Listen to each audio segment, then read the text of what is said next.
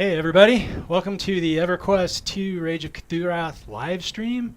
Everybody's here. We're going to introduce ourselves and then we're going to show you some really cool stuff. So starting with Tim. Me, Tim Heidelar, art director on EQ2. You guys might know me on the forums as Halmaro. Yeah, Kyle Valee, creative director. I'm Candor. I'm Nathan McCall, lead content designer, and yeah, you'll know me as Kathiel. I am Chris Garlick, senior game designer. I do dungeons. Kroll. Kroll on the forum. I'm Carlos Mora, ninja on the forums, and I do mostly raids. Did you get silent? I'm Robert Fouts, lead systems designer, and Keith on the forums. I do systems. Alrighty, is that everybody? Yeah, cool. All right, we're gonna start out and we're gonna talk about some lore and show off some stuff. Yeah. So let's do it. Just a little bit here, you know, we started a while ago telling or leading into this story with the last game update, in which you saw the void start to really kind of push back again and push into Norath, I should say. And they got an opportunity and they saw it, they came through. So we're picking up a little bit off of that, where this prelude event had you go ahead and there was portals opening up, the rifts opening up, all sorts of overlands. It started here in Antonica. And nobody knows why, so they're starting to do some investigations. And you end up fighting Void, as they are also now opening up rifts to get to Norath. So here is where then the expansion begins, is right here where the prelude also began. And this is in Antonica. So Lady Najana is here, and she is trying to stabilize this portal and stop things from coming through at the same time. But she knows that she wants to get you to the other side of it. And that's where things start to go a little wrong. You step in there and because you don't know what to expect, but you get in there and you find yourself in Gerion. Now this is just a little bit of a zone where you're exploring and you're trying to figure out, okay, what's going on in here. And it is called the Gerion Hold of Delir. But after that, things go completely unplanned, and you get to see all sorts of new realms. Ooh. You get pulled to the void. Nice segue. Let's go there. Yeah. Let's go there.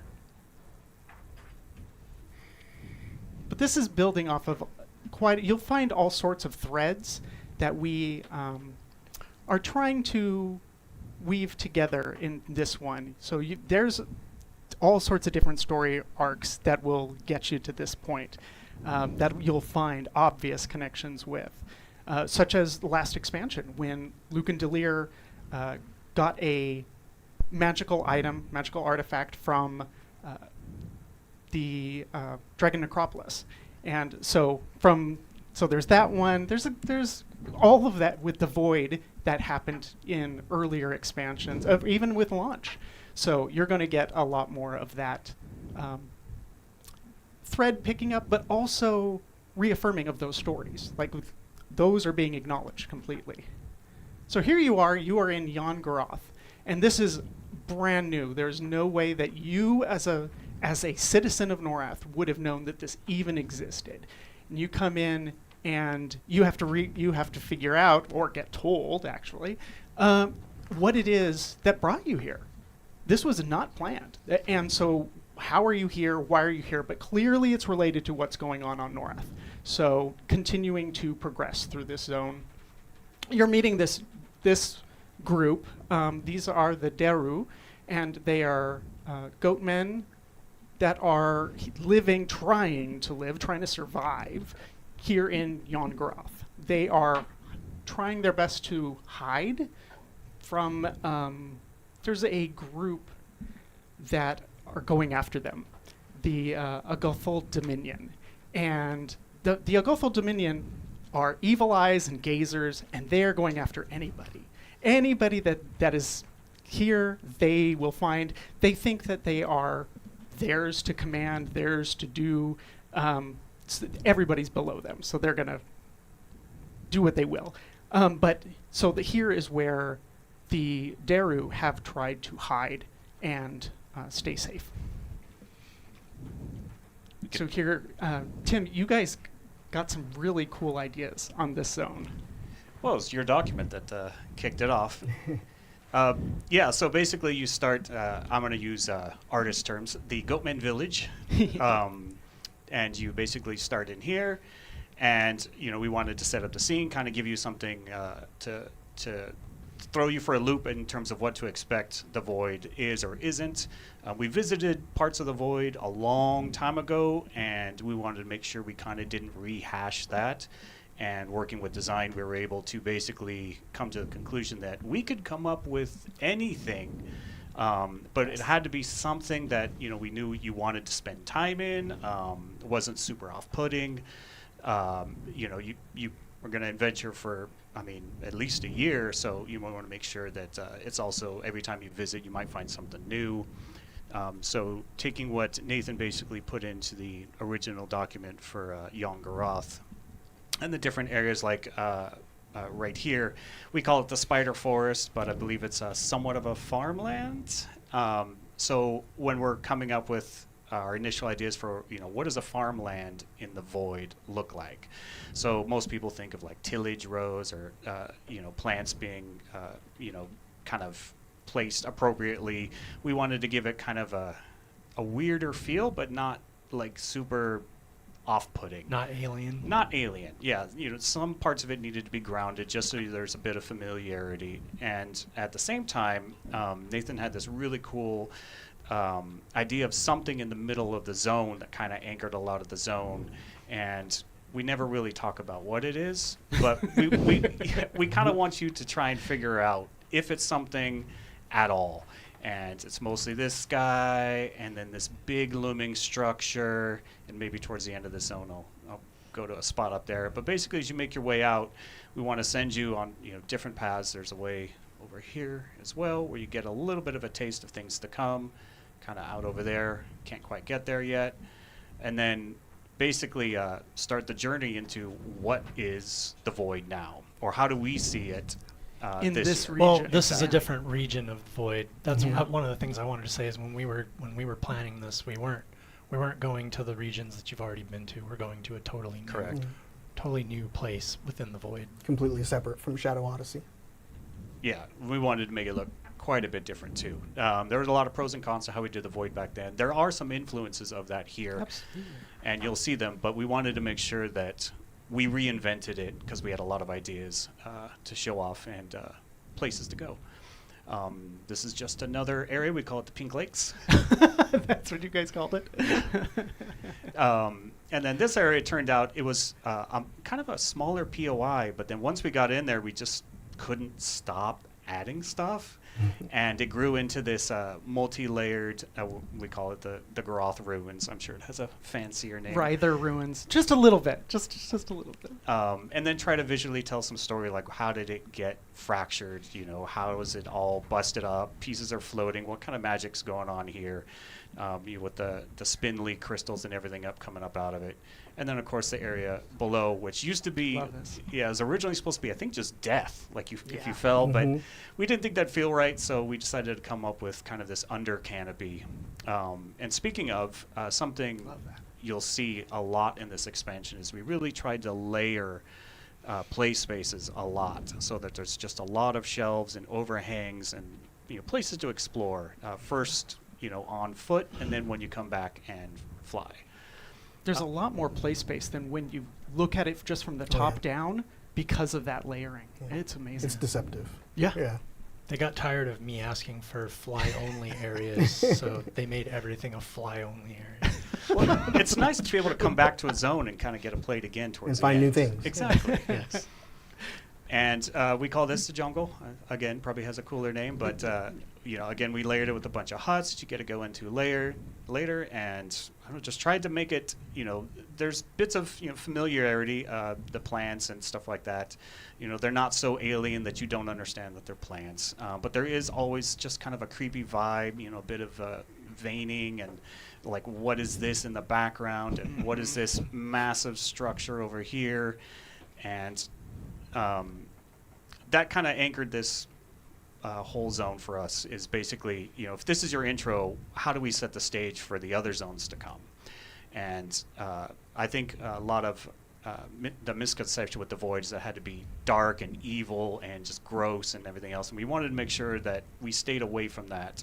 Not entirely, but There's some gross. there's some gross. It's coming up. Oh, definitely. But that it's a place you want to be in for a good chunk.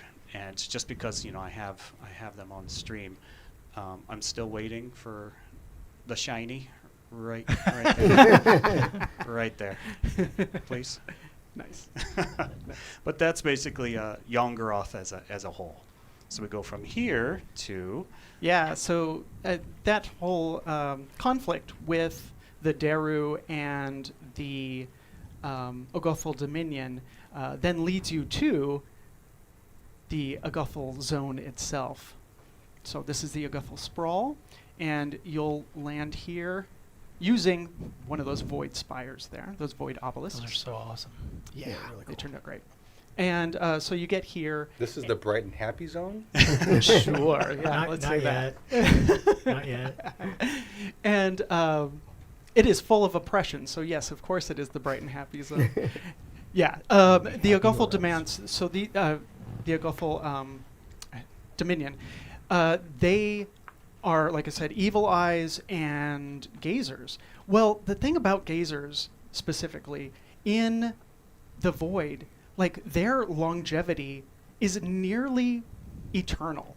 And they have gotten bored, but they've also started exploring ways of entertaining themselves, and it often comes out as torture and experimentation of other beings, and even creation of other beings. So you'll start seeing some of that oppression, some of that amoral experimentation that is going to be going on, and seeing some of the side effects of that and some of their creations when you get to a few of the dungeons especially.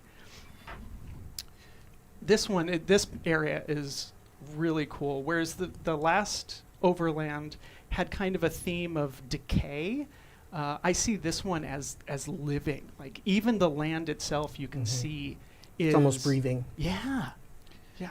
This was actually the first zone that we started on development-wise, and one of the first ideas we had was this idea of something underneath the zone, something that wasn't really revealed but kind of made you feel maybe a little uneasy, but kind of alluded to more. So we kind of came up with, we call them, basically worm snakes. And what if that was integrated into the zone's design? It's the ridge of mountains and other things, and you just see this slowly creeping skin underneath, and you're not sure if you should touch it or not. But with these tentacle pads popping up all over the place, and that kind of gave us how far do we want to push it into the darker side of the void, without going overtly like grotesque or anything like that. How can we still make it approachable but fun to look at, we'll say. And again, touching back on layering, because the gazers, one of the things that the design crew really, really wanted was to emphasize, the flight of the gazers and their verticality. So we took that probably further than we ever have and made a lot of additional play space vertically that keeps going up and up and up, because most of these guys fly. So to them, traversal is a non-issue. But it was a lot of fun to kind of place all this stuff and get it feeling all connected. And all the eyeballs. And tons of eyeballs everywhere. Everywhere. And they're always watching you. And then something else I should have touched on in the last zone is typically, a lot of our zones have horizons that kind of go out into like an infinite ocean, or maybe they're contained by mountains. But here we wanted to try and experiment with like different domes, and again, playing off this theme of snakes and what could be out there. We took some time to kind of explore our horizons differently this time, and put a lot of the zone elements further out there to allude to like what is going on below these. If you look at each of the zones, there's always something that kind of says, what's going on. There's something going on in the distance. Exactly. There's more.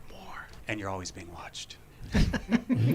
But to contrast the darker side that we just saw, we wanted those moments of relief where you kind of see something a little more familiar, but our take on it. What would the void take be? And I call this the coral forest. I'm sure it has a fancier name. That's what it's Oh, called. that's perfect. And again, with the layering, all these little spots are all for Kyle and his flying content. But a lot of them you can get to naturally, climb around, and explore. So we had a lot of The fun. hot to look hoppers at come in handy. Yeah. And the gazer bridges that look like marble madness shoots. And then some disconnected areas, again, for the gazers. And then fingernail forest, as we lovingly call it. It's disgusting. Ew. too. That's pretty gross. That is not what it's called. Well, Toenail. Toenail forest. Well, that's even worse. This is not the Sorry. plane of disease. Right. But again, another a gazer hangout, and then just a forest that kind of zigzags in all the way over here, comes to a gazer rise. But again, just moments of relief where the plants come in heavier. In all the design docs, we wanted everything to be colorful. We wanted it to feel, a certain way, but like colorful was what basically what we kept, and I feel like it was delivered tenfold. Yeah, we did not want to just make it depressing and full Yeah. of reds and everything is angry, because no one wants to play that. You can Not- play no, for a little while. No brown. Yeah. Freeport brown. Just fingernails. Fiddles. Just fingernails. and worm snakes, yes. But that's where we ended up with the sprawl. It really kind of set the tone for how far we could push it. Still make it approachable. You notice the ground is, just this kind of almost skin-like weave between all these forms that go out into the ocean. And then the way we fed it off into the play spaces. But You this is really introduced cool. some of the void architecture too. Oh yeah, should touch on that. And we also approached architecture differently here, because when you think about the void, we weren't sure, aside from the void in Shadow Odyssey, is what does it look like? Does it resemble homes or structures you go into? And we decided ultimately, like, no, it wouldn't be like that. It'd almost be like if it was geomancied or created, or it has to be this random feel, because everything is very random. Magically hewn. Yeah, like it's there, but it still makes you kind of question it a little bit. So we came up with a kit, and this is a courtesy of Nick and another one of our artists, Ben Palomo, who did fantastic on this, and came up with a series of shapes, and each zone is defined a little bit differently through their shapes, so that we could anchor population, but give us the flexibility to again layer play spaces as vertically as we wanted and design demanded. But it worked out really well. Demanded. It demanded. I think they threatened me. Demanded. We demanded color. But that's the sprawl in a nutshell. There's Yeah. many more nooks and crannies to be seen. Well, and off of this is a few dungeons that we'll touch on here just in a little bit. But the signature line gets you through that first zone, right? The Yongaroth, and then through here. And then at this point, you've reached a goal that you had within the signature line, and thankfully, and so then you'll be able to move on, and you go then at that point back to Gerion, Hold of Delir, but not before you get a little. Oh no! After that, just after that, you get a little taste of this zone, and you just step into it, and at which point, the signature line is complete. But you can now explore all of this zone, and you've got a heck ton more of quests to go through here. You've got all of the other drop quests and writs and that kind of stuff still available for you even after the signature line. It's almost like a reward of exploration after you finish Absolutely. the quest. Yeah. Yeah, It's great. Yeah. So we get you into here, and this again, I love the backpack.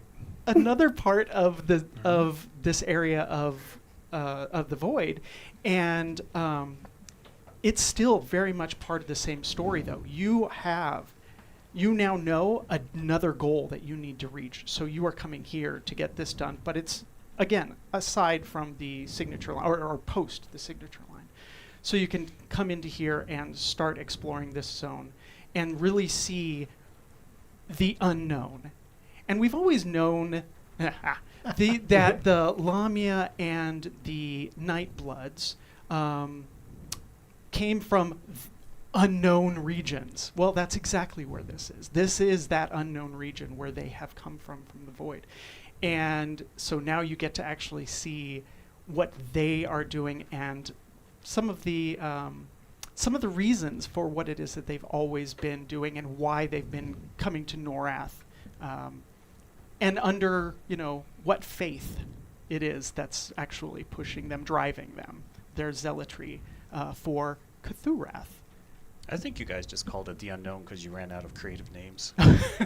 We weren't supposed to tell people that. So No. you end up entering this zone and working with Carlos. You start on a lower level, but you may not necessarily kind of get that vibe. So we wanted to carry forward from the sprawl visually a bit, a bit more on the darker side. Just A to little kinda- bit of familiarity, but yeah. not much. Yeah. and kind of pull a 180 on you as you work your way up and out of this lower area. Again, I stress that we put a lot of effort into this kind of layering. So you work your way up, and all of a sudden, it's a lot brighter. I wouldn't use the term happy, but it is happier. Not Happy as little dark. trees. Exactly. After the sprawl, you're ready for some relief. And so you end up here in the unknown and begin your journey throughout this zone.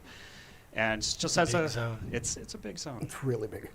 Again, since I get to cheat a lot of layering, you can see there's basically a whole play space there and above there, little pockets that just kind of, I love the exploring in this zone. yeah, that's, I think that layering really gave us an opportunity to make exploration a lot more fun.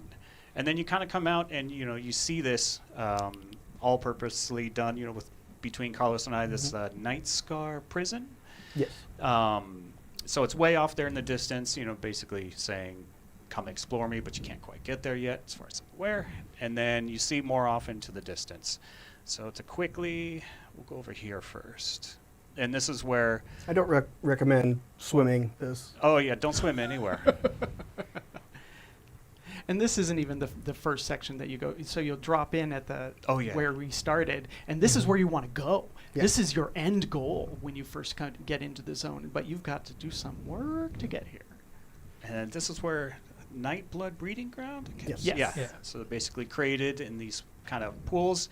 And this was this is where we really kind of defined what we call it the Void Kit, the architecture of the Void could be, and the different shapes it would take, and how these various creatures aren't interested in creating something lovely to be in.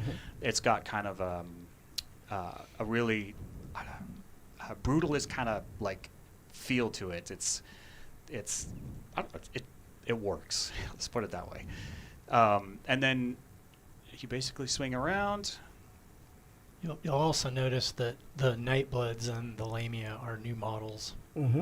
The Nightbloods are awesome. We really wanted to redo those and bring them into the future. So we spent a lot of time with concept art and stuff with Dave Brown going through, and they came out super cool.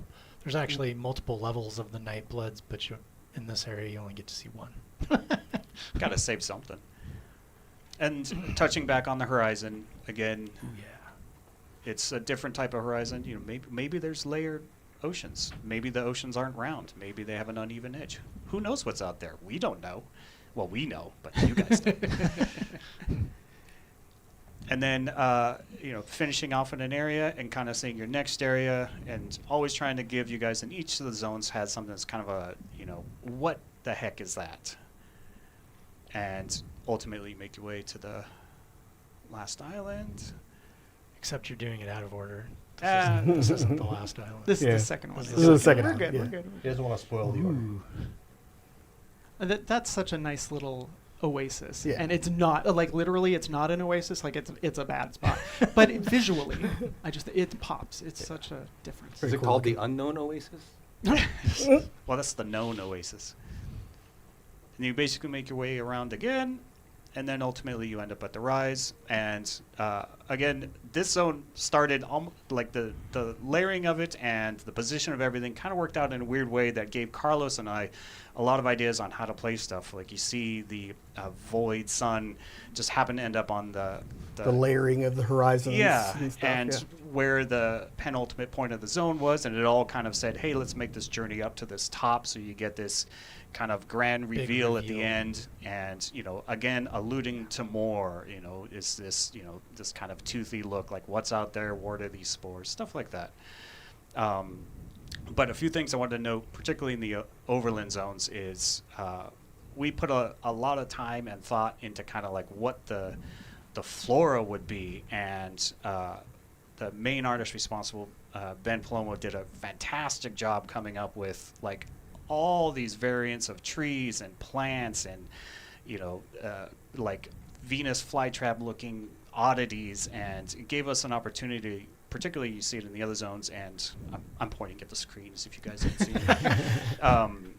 Over there, where there's lots of plant life, and even the, you know, weird barnacle things, and it's just like we needed all of that to kind of sell the idea of what the void could be, and it gave us an opportunity to really kind of push the overlands in a direction that, again, you know, speaks to what the void is, but doesn't crutch on what the void was before. Like, it doesn't feel completely disjointed. No, it doesn't conflict with any of that. None of the lore conflicts with it. We've really wanted to honor all of that and yet still present new story and give you even more of sense of like, oh gosh, this place is bad on many a level. Not just because you know what had happened in Shadow Odyssey, or the fact that, you know, Tyr had been trapped there along with Anashti Sul, but now here's this whole other layer of what's going on within the void.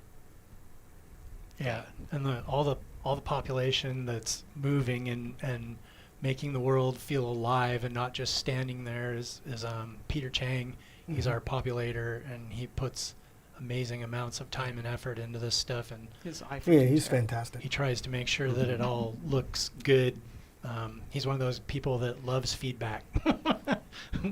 And a good eye for ecology, like Yeah. all Yes. those little flavor things. He makes Uh, everything come alive. It does. Yeah. It Yeah. makes a difference. Absolutely. And helps to tell these stories. Because a story can be just words, but if the visuals and what you're doing in the world doesn't support it, it'll feel disjointed completely. And so all of that comes together to tell these stories. So from here, you want to jump into some of the dungeons? then? Yeah, let's do that. Yeah. What do you want to have? Gerion or? Yeah, Yeah, Gerion. let's do Gerion.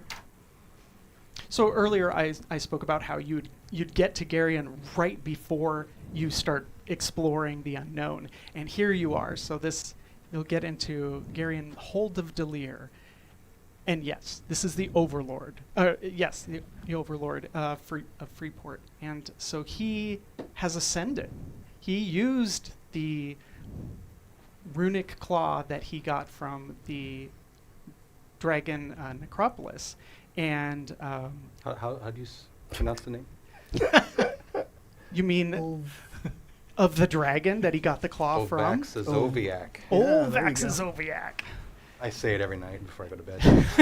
I emphasize the "ol" just to get it right. Me too. I still get it wrong. Sounds like something you get prescribed. It does.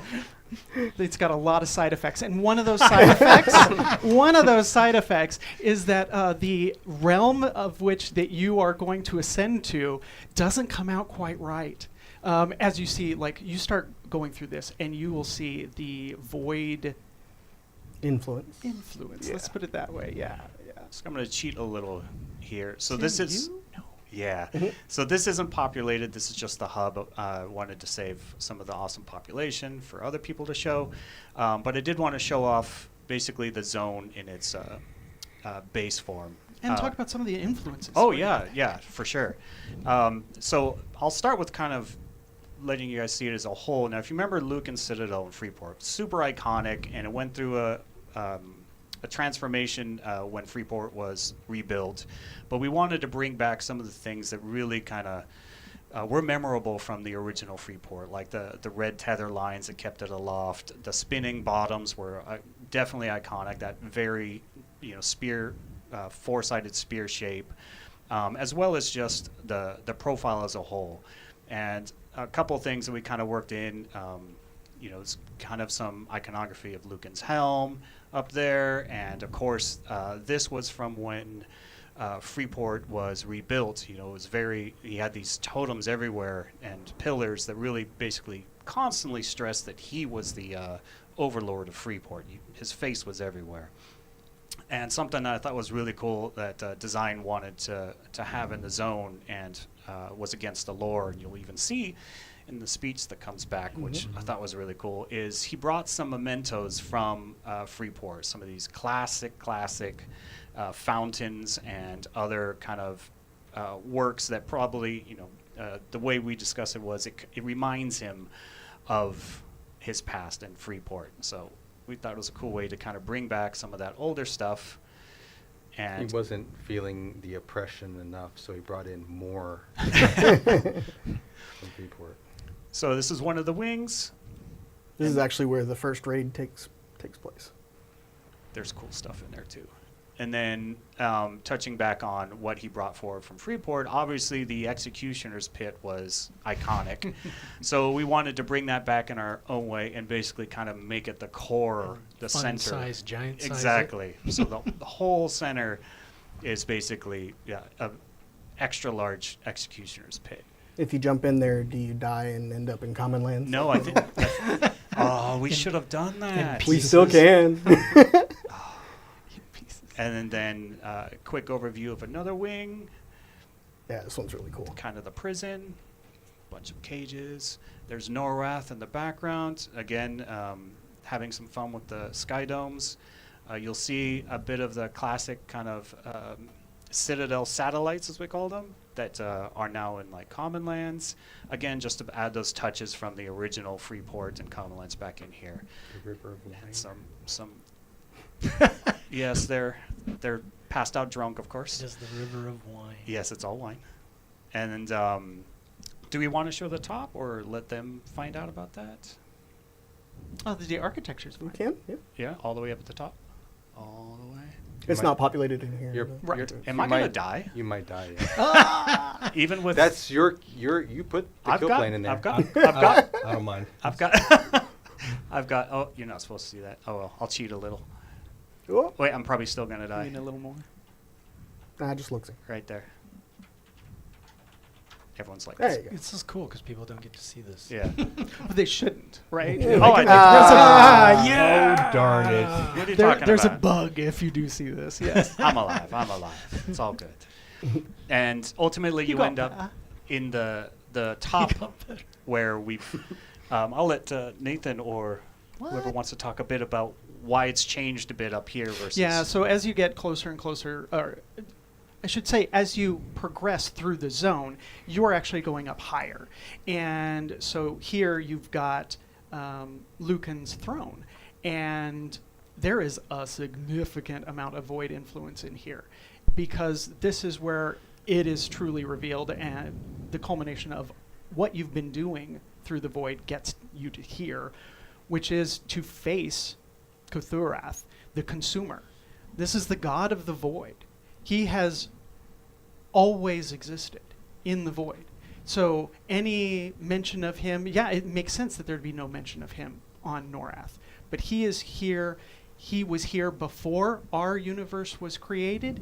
He will be here after we are all gone. This is a done deal. It is in stone. It's just a matter of when. The void will consume all. And you're just trying to stop it from happening today. But this will happen and has happened before, and our universe was born from it. According to lore. I could not have said all that. So here you're going to actually fight a projection of Cthurath because he is using Lucan as a way to try and get into Norath and, all of the real universe on our dimension, I should say. And so he is trying to use Lucan and his powers here as a way to bridge.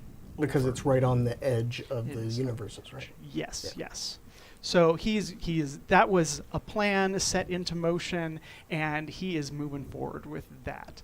But he was angered and woken by some things that happened earlier in Norath's expansion's history. So you get to assume for yourself as to what exactly it was that pushed that off. But we know what it was.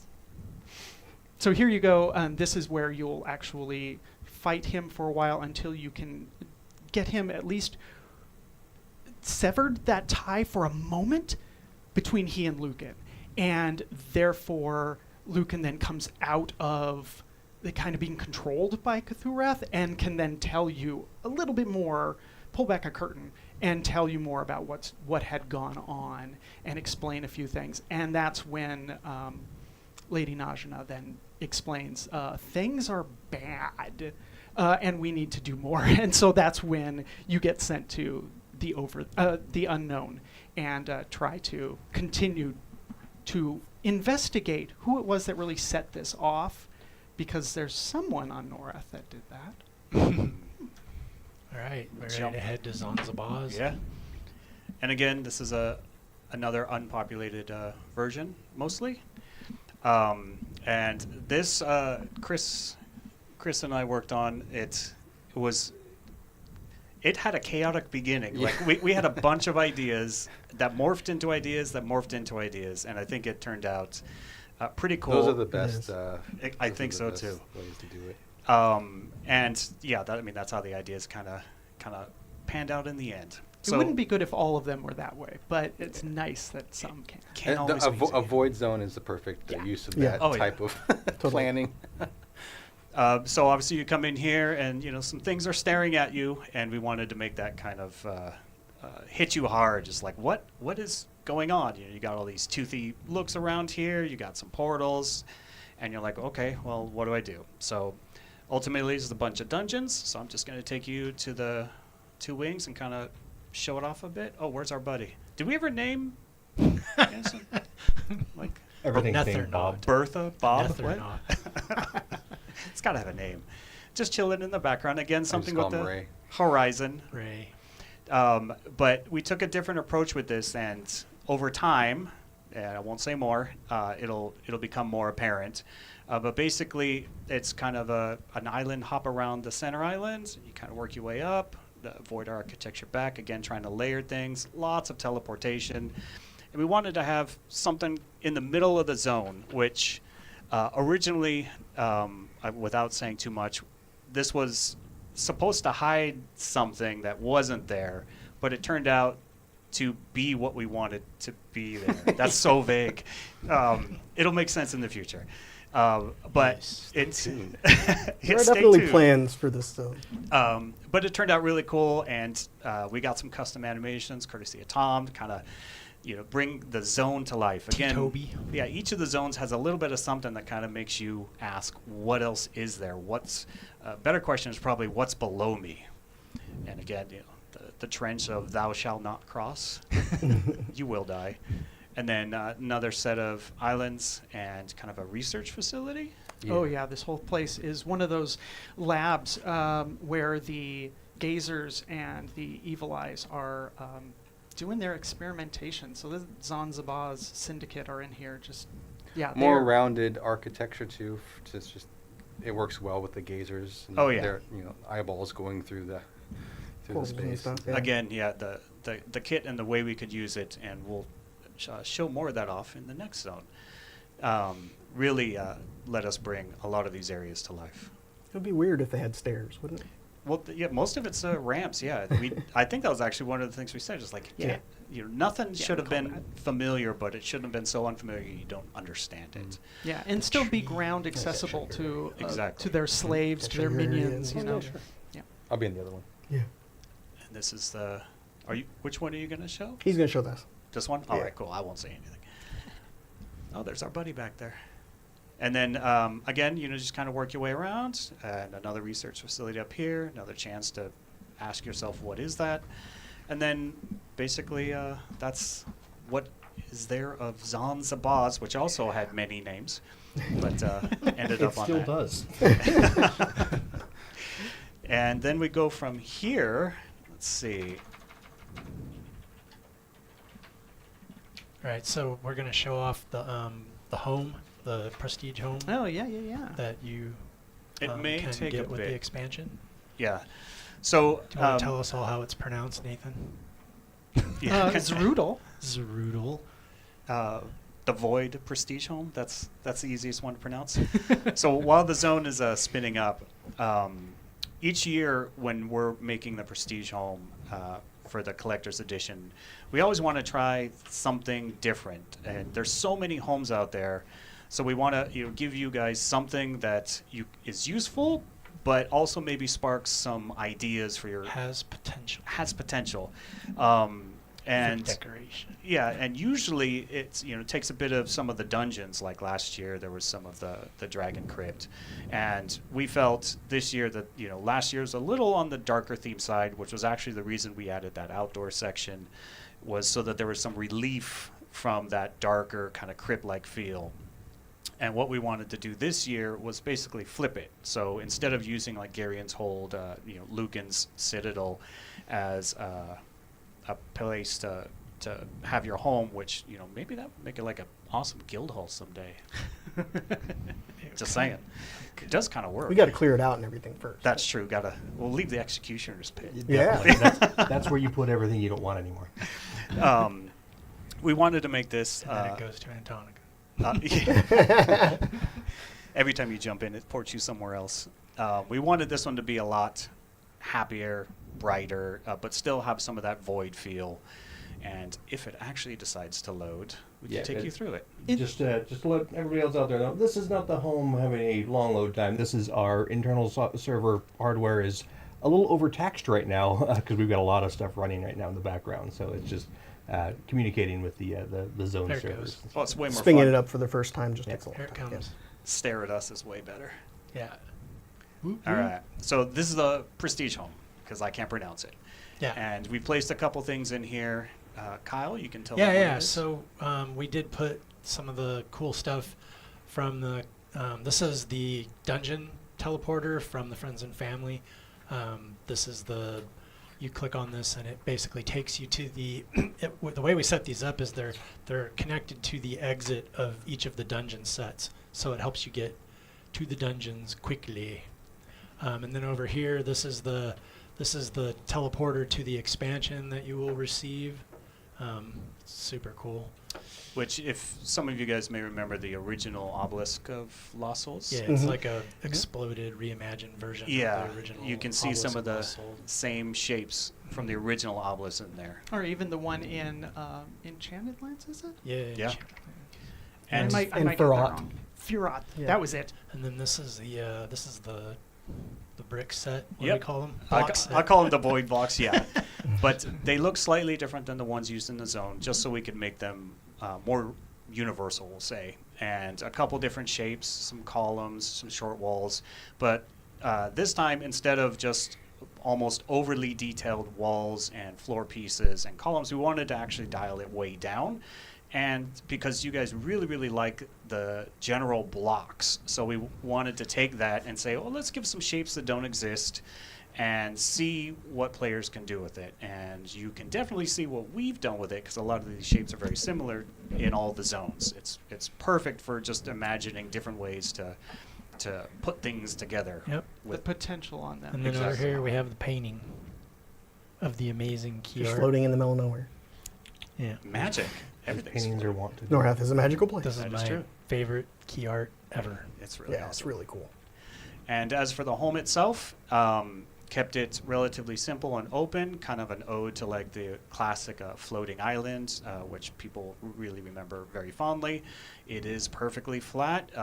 It should be noted this is like our first prestige home to use kind of our new terrain tech.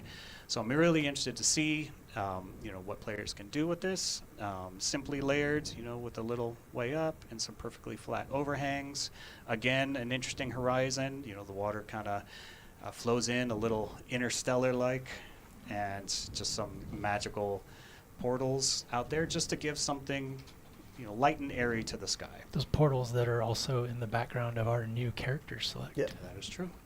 Which And is then awesome. there are a couple spots underneath where there's some flat areas that ceiling items will attach to, but it is mostly organic. But we did take the time to try and flatten some things out. And then just a couple little offshoots. But yeah, just again taking the theme of what we established in the void and bringing it out here for everyone to build as they see fit. As a note, Tim, you should take a swim in that giant swimming pool right there and see what happens. No, it does not, does it? Yep. Does it? Oh, Rob. Did you do that for today?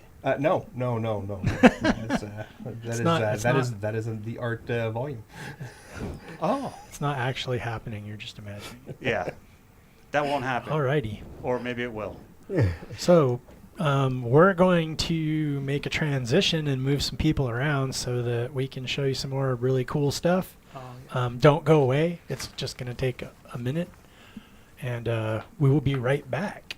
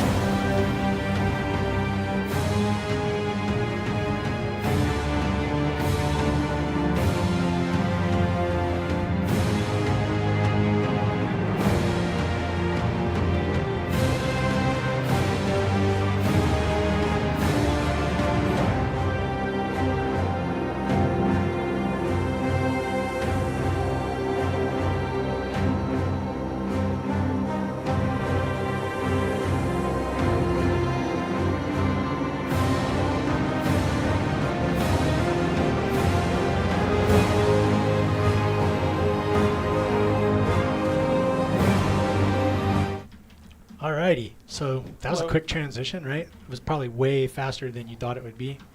I went out for lunch and came back. We had lunch, came back.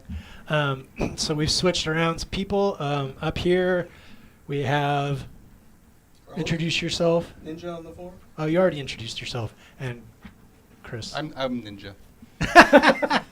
I'm Toby. Okay. I'm Right. Kroll. All right. So what we're going to do next is we are going to talk about void incursions, Void incursions. which are our new public quests.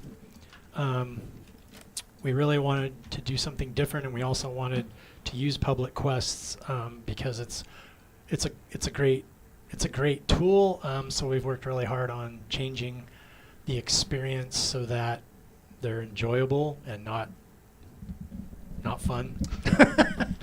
Well, Chris, you notice that I'm in the blinding, and you're probably wondering why I'm in an older zone. This is because with the void incursion, they are invading Norath and the planar realms, actually, as you'll discover. And whenever you see this thing in the sky, that means the PQ is active. Yeah, and you're going to want to try to get to it and thwart the bad guys. So to be clear, during the beta, we only tested one location, Right. but there Only are seven. actually multiple locations Right. for these void incursions. We're not going to tell you where they are because you're going to have to figure it out. That's also another part of this is there will be some community involved where y'all are going to have to talk to each other. So It's kind of the idea of public quests in general. it is. So when you see that in the sky, that means it's active, and you got to find these teleporters that takes you down into it. You have to be level 135. Is it down or up? Who knows? Good answer. Unknown. Wow. So here I ported into the void incursion, and this is the invaders from the unknown. Some really cool effects going on there. Yeah, you want to avoid the beams. But yeah, the idea was Don't cross the beams. The idea was that you're going into this other dimension where you're trying to. This is like their void incursion platform. This is where they've invaded on their basically their battle station into Norath, and you want to just kill all the bad guys. And right as you can see, we've got 30 updates here. Louder. Louder? Can you hear me okay?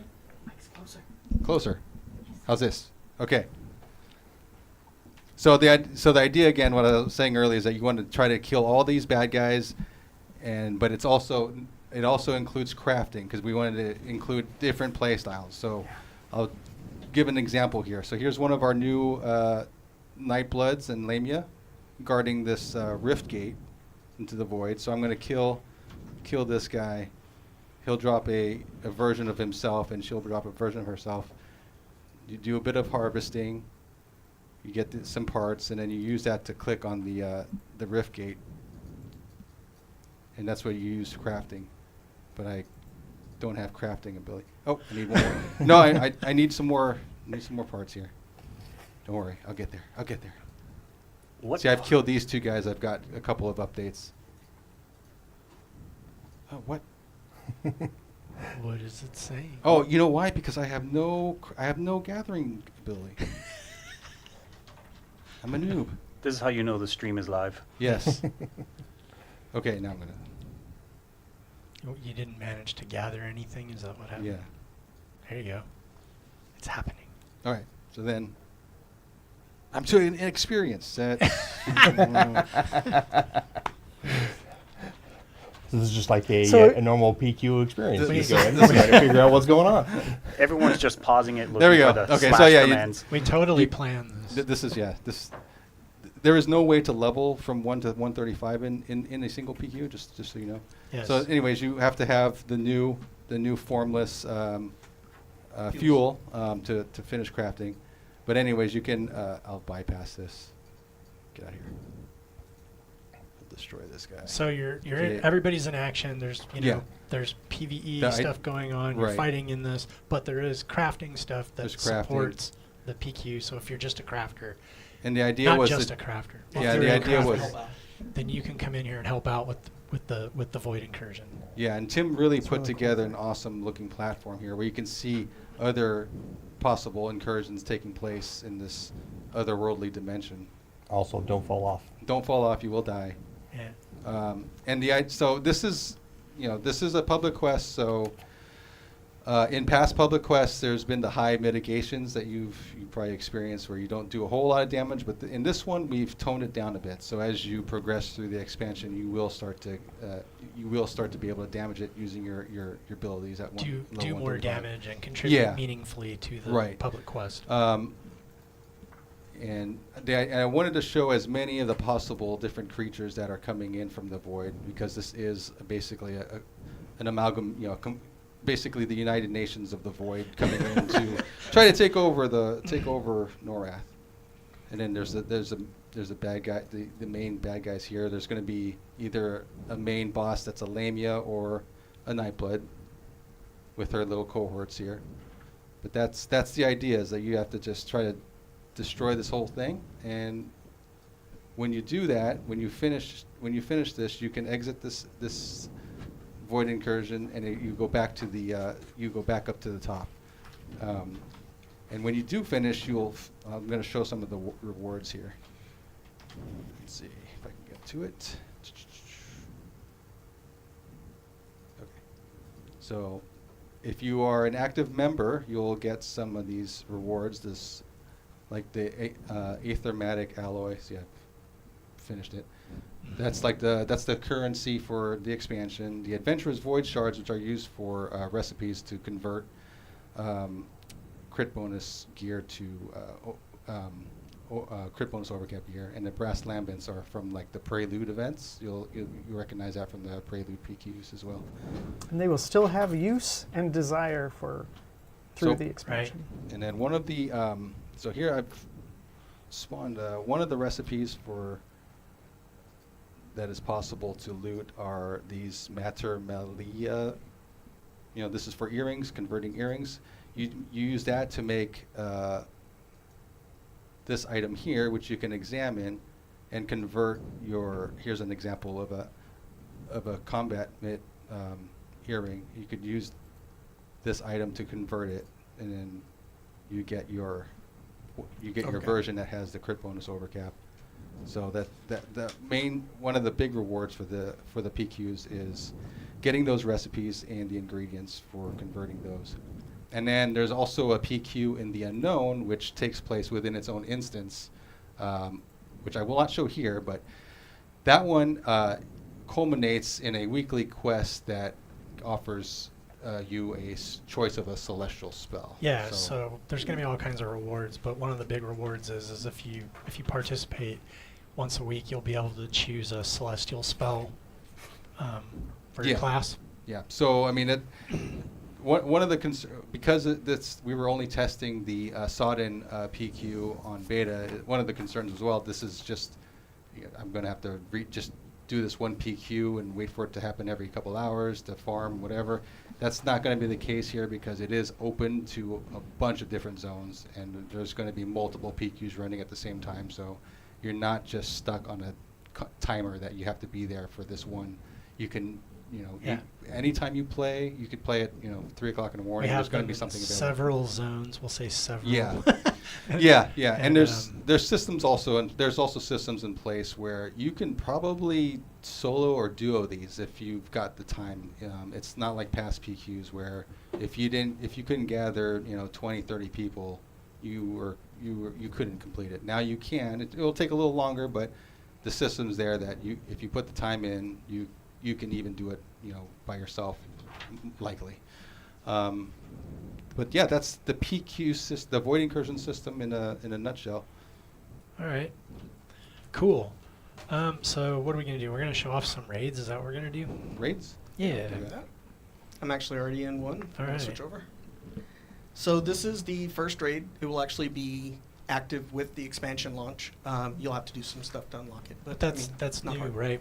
It's been a while since we've had a full raid active. Yeah, with I the think expansion Zamara launches. was the last one we did, but before that we didn't do it very much. So yeah, it was pretty popular then, and it gives people something to strive for during the holidays, and it's not super, progression centric because it's the first boss, and it's not it's not something that's going to be extremely difficult. But I'll show you the zone a little bit. I can't really show a whole lot because you can't really raid as one player, but I can do some things. I can try. I'll probably die a couple times, but whatever. I did beef up the base pop a little bit, but base pop will be dropping stuff in the expansion, so there'll be a reason to actually go and clear base pop, Which is a good change. yeah. So let me run faster here. Hey, he didn't drop anything. He didn't drop anything, no. But this is very loosely populated, but you'll have to clear this stuff to get a boss to spawn here. Let me see if I can get him. Yeah, let's see the boss.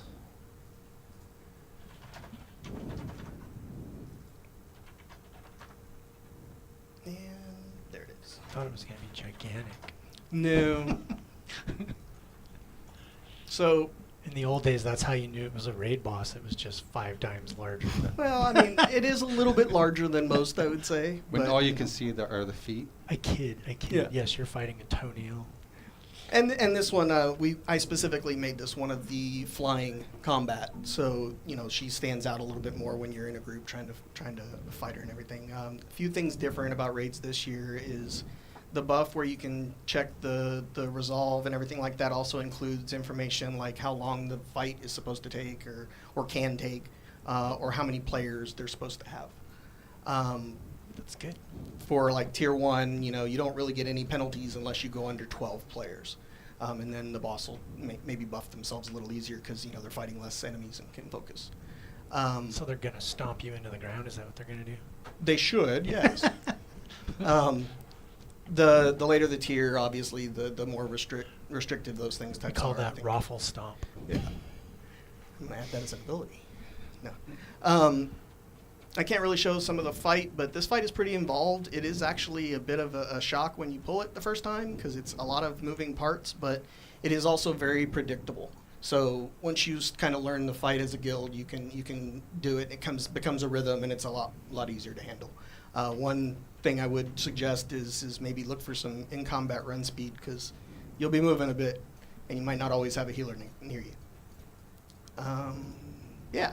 So can't really show too much of the fight, but I'm going to go to another zone, which is in the unknown. So it's an unknown raid. Unknown. Yeah. It's an unknown raid zone. I keep looking at their screen instead of looking this direction because I can't see that. So this will probably take a little bit to go over because I haven't loaded it yet. But, All right. Well, do you want to talk about like some of the changes you made for raids this year? Like, is there anything super cool? So I mean, I know there's. last year I had a new kind of raid boss system that I had created, and it had a lot of moving parts to get tested and everything. Some of the things that were negative about it were there was a lot of curing going on, and players, priests, they hated how much curing had to be done. So that's been resolved. There's a lot less active curing having to happen. Also, there was a lot less of AoE blockable stuff, stuff that used abilities that made you immune to things.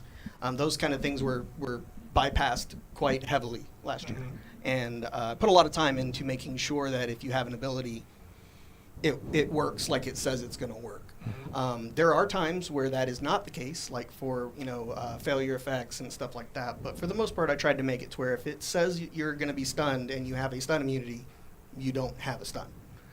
There are times where you might just, instead of being stunned, you'll have just no beneficials, but at least you can cast hostiles or the other way around. A little bit more just allowing you to use your abilities like they're supposed to be used. And that was just something that was an Not oversight just last year. standing there like a tense stake getting pounded into the ground. Yeah, or just curing over and over and over and over and over and over. Yeah. So those are the type of things that I tried to focus on this year to make that system better and to make it more fun and less button mashing. for the Right. most part. Fun is the key word. Right.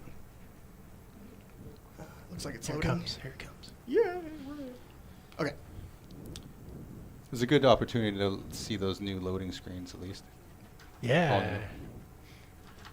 That Aaron Bisnet did, and they're always amazing. He does a fantastic job. I mean, besides the 11 billion other things he does, but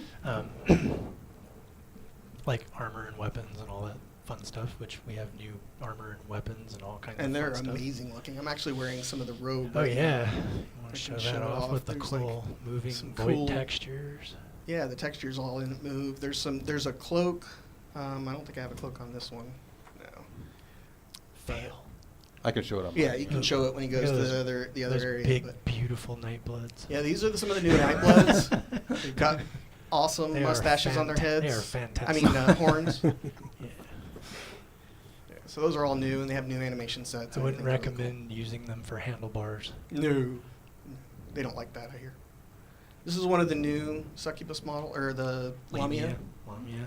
Um, Lamia. How do we One pronounce thing that? that's really cool about these guys, hopefully she doesn't just outright kill me, but they actually have a really cool animation when they go into combat that I wanted to show off. Oh, I guess not. There she And goes. then the spikes fly. Yeah, she grew horns and spikes out of the arms, and the tail comes off. The tail is actually, if you look at it in the regular model, it like wraps around as a belt.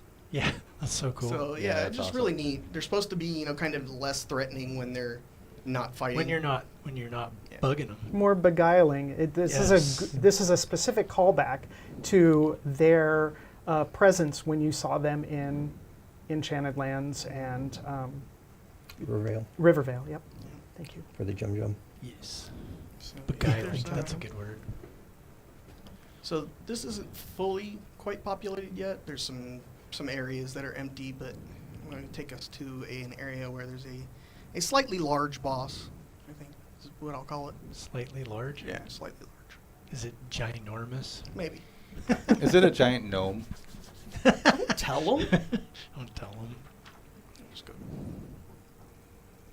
Oh, what I do? Something happened to him, man. I know. Oh my god. Oh, look. Taking a bath.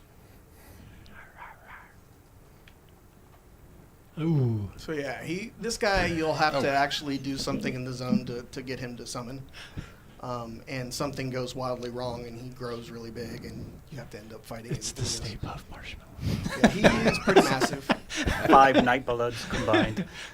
The other cool thing is he's actually pretty slow, so you can kind of run away from him. He'll take his time getting to you, but if he gets to you, it's going to be pretty brutal. So a lot of this raid is kind of avoiding where he is and completing different objectives while you're damaging him and he's Looks running awesome. around. So yeah. We know it's a void. What Come about back the void? here, bunny Nobody got that. rabbit. That was just me. Yeah, you have to avoid him. Yeah. Anyway, that's pretty much all I can really show right now for raids. If you have any questions, though, I mean, feel free to contact me on the Discord or the forums or whatever. Or ask some questions in the Q&A. Or in the Q&A, at the yeah. end. Right? Yeah. Because we're going to answer some questions at the end of this. All right, cool. I totally forgot what we were doing now. Oh yeah, I could show one. I could show Untold Dungeons. We're doing Untold Well, I can Dungeons. show and Dungeons. I can show Zanzibos real quick. Oh, we're already there. Yeah. Okay. This is not the Untold It's version, magic. but I just wanted to kind of hop on to what Nathan was saying earlier about how the gazers are into experimenting on creatures and creating new ones because they have to satisfy their boredom somehow. Some of that is in this zone later on in the zone, but when you first enter, I don't know if you remember seeing these from Tim's walkthrough, but you've got these little basically void Condos. brownies. Condos. Yep, they've got the condos here, and they're writing the little. I put them on the little the mantas. Nethernauts. Yep. They're called Nethernauts. Nethernauts. Okay. Yes. Not Ray. The big one's Ray. I call the big one Ray. Okay. He can be Ray. Yeah, and then they're fighting these guys here, the Ichor Fiends. So I've put together a bit of a little mini battle between the Void Brownies and these Void Ichor brownies. Delicious. They are delicious. Destroyer of Brownies is still the best title. Yes. And then what I So what? So where are we? This is in Zanzibos. It's called the Chimeric Chain. This is the first dungeon. This would be well, they're interchangeable for the Zanzibos dungeons. You can Right. go to this one or the Okay. other version. This is number 2. Yeah.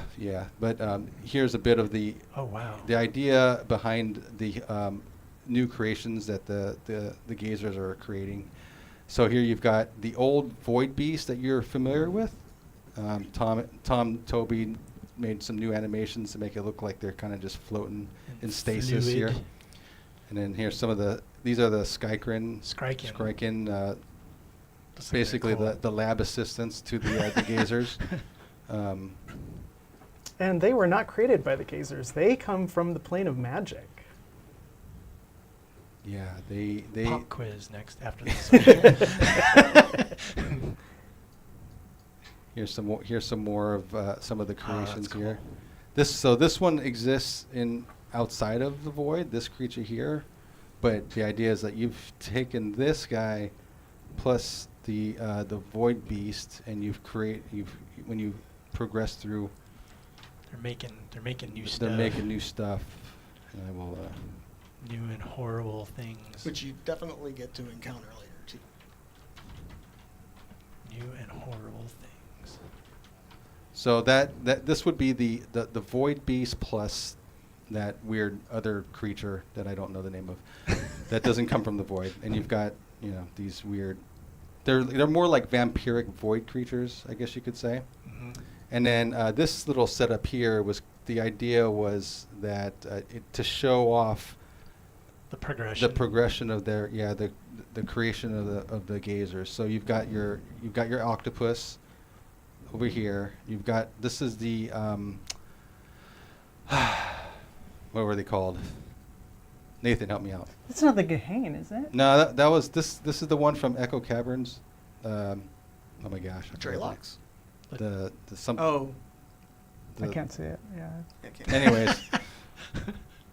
what are these called? It's a creature. Thought horrors or something? Oh yeah. Is that what they yeah, are? yeah, yeah. That is a oh. thought horror. Yeah, Yes. thought horrors. Yeah. So Yes, the, from the idea is that you get a original thought horror plus an octopus, and you've got these void horrors. You get right? Thoctopus. Yeah. And they were on Luckland. That's where they Yeah. became Yeah, from. yeah. yeah. So that's just octo horror. another like it kind of shows that they're not just collecting species from the void. They're getting stuff outside. Or it's coming here and they're grabbing it. Right, and right. they're Or like here, manipulating you've it. got the Gahain from I think Obel There it Plains, is. Eidolon, yeah, and then they're using the octopus plus that to create these weird creatures with tentacle arms. So that's where we're kind of explaining where some of these things are being created. Visually storytelling. Right, Mhm. right. Or was that the Zephian? Was that? the name? Zaphian, Zaphian. yeah, Thank you. that's what I was calling Zaphian. it. Here's some more of those Pieces. creations that eating their own, because that's what horrific creatures do. And you've got your gazer kind of just studying. Oh, look at these guys. Taking look at notes. Look at my pets eating. Look what I made. But yeah, that was just to kind of give an idea of some of the lore behind some of these creatures, their creation. And now I can show a bit of the Untolds. See how long it takes to Right. zone to the. It's fun that we've we- already Are we supposed met. to show? Are we supposed to show Gerion first? We can, yeah. It's fun that we've already met one of their creations. Mm-hmm. Stick to the script, man. Oh, that went out the door the second we started. I know. That's our talent. It's There's our it's our superpower. So, you can talk about the Untolds. The progression in the Untolds, how and why we came up with it is to basically have another opportunity for raiders, even non-raiders, to progress into raid quality gear.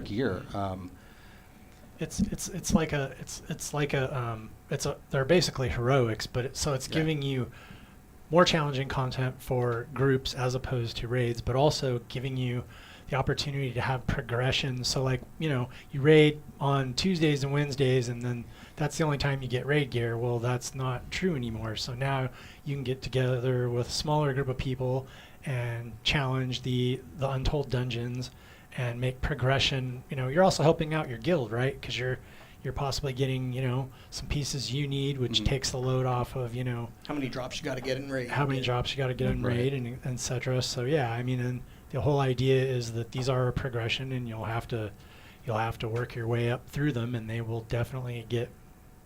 Yeah, more- and there more is challenging. no skipping tiers, so you can't think I'm gonna go get the end raid quality gear in Untolds before the raids are released, because we're not going to do it.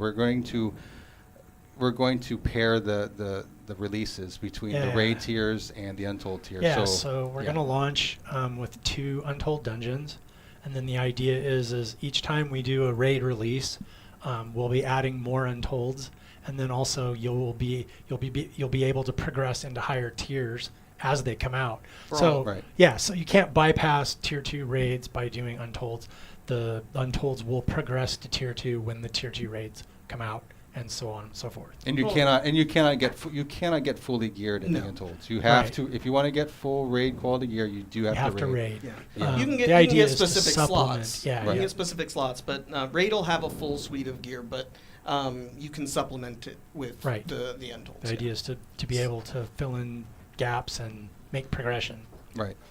Yeah. So right now there's a lot of progress. There's a lot of. I've started calling them stages in because tiers are used for everything else. Not confusing at all. Right. So the Untold stages, you'll start at 1. Your first stage is free. You can just go in. Once you've made the progression through normal heroic zones, you can then progress through Untolds, and then the first Untold stage is free.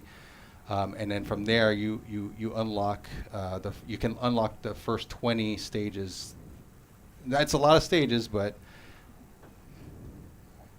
it's a lot of stages. But it also seems like you've thought out Yeah. So for it to be rewarding. basically, the first 20 stages are released with the expansion launch and go until I think January.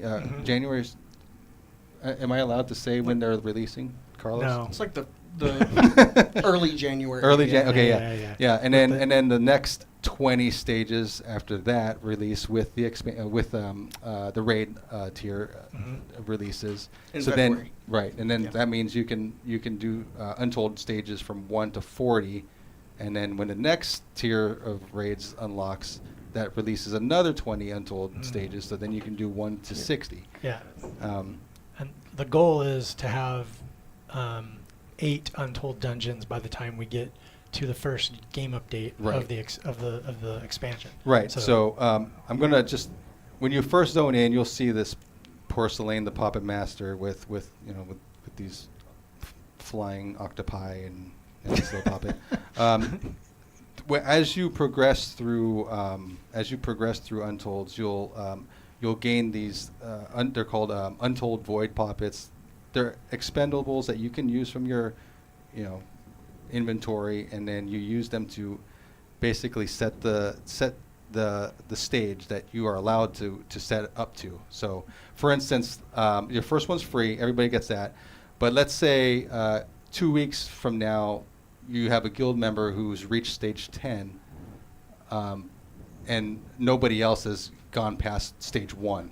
That guildmate of yours, or anybody can just take the group in, set the stage to 10 or 11 because you are allowed to go one higher than your max stage, and when you complete that Untold at stage 11, it'll bump everyone up to that. And they all get that flag. Yeah, so they will that- all get that flag. Yeah. Well, So- something to mention too, Raid is doing something similar where the way that it updates is very similar. As you complete things, it'll automatically update the account for your progression, so you don't have to keep track of a quest anymore. For Raid progression specifically. Sorry, I just wanted to mention that. Okay. I don't know if the stream picks up in-game sounds. I can hear it. Yeah, it sounds like it. As Oh. long as you can hear it. Ba-ding. 'Cause let's see it. This is this Paragon of the Overlord is just basically the statue of the Lich. I would say the Lich form of Lucan. Lucan, Yeah. And this is just some of the population in his. This is called the Ark of Ascension.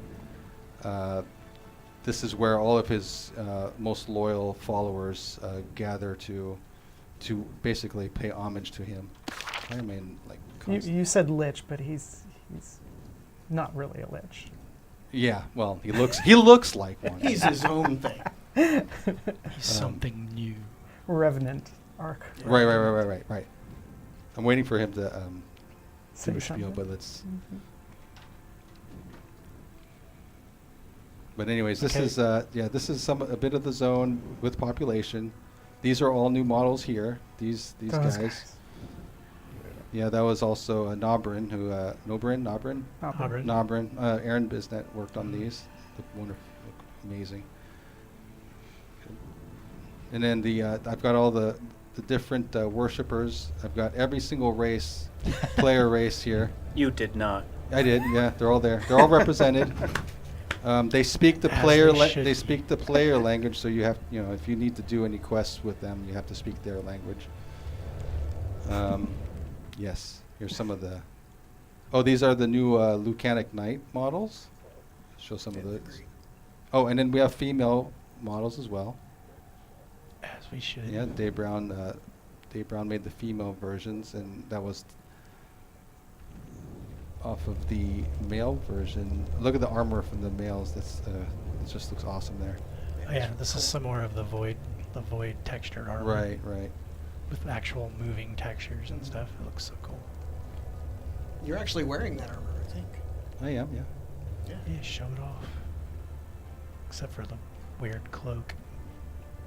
Yeah. Oh, do I have the cloak? You're wearing it in the regular. Yeah, the Oh, yeah. yeah, you can see the chest piece with the moving void textures. Yeah, there it is. And Yeah. there's That's the- multiple colors. It's like a This galaxy is more or nebula. Aaron Bisnet's work. It's That cloak amazing. is amazing. Oh, and then did you add to? Oh, one thing where's that cloak effect? Is this the one? That's it. Yeah. So one thing too to note is that the raid effects that you can get in this expansion's raids will work in the Untolds. As you can see in the description here, it says this effect can only take effect within Rage of Cthurath raid and Untold dungeons. So that's another bonus for. It's kind of like they kind of like piggyback off of each other here, the raids and the Untolds. And a lot more raids this year will have some effects on the more rare drops. But as you can, and if you look at some of the NPCs here, and I'll show off some the buff package. So you'll see like that's Cloak of Cthurath 1. That means it's stage 1. It shows the resolve that they have. Now, if I were to Death magic.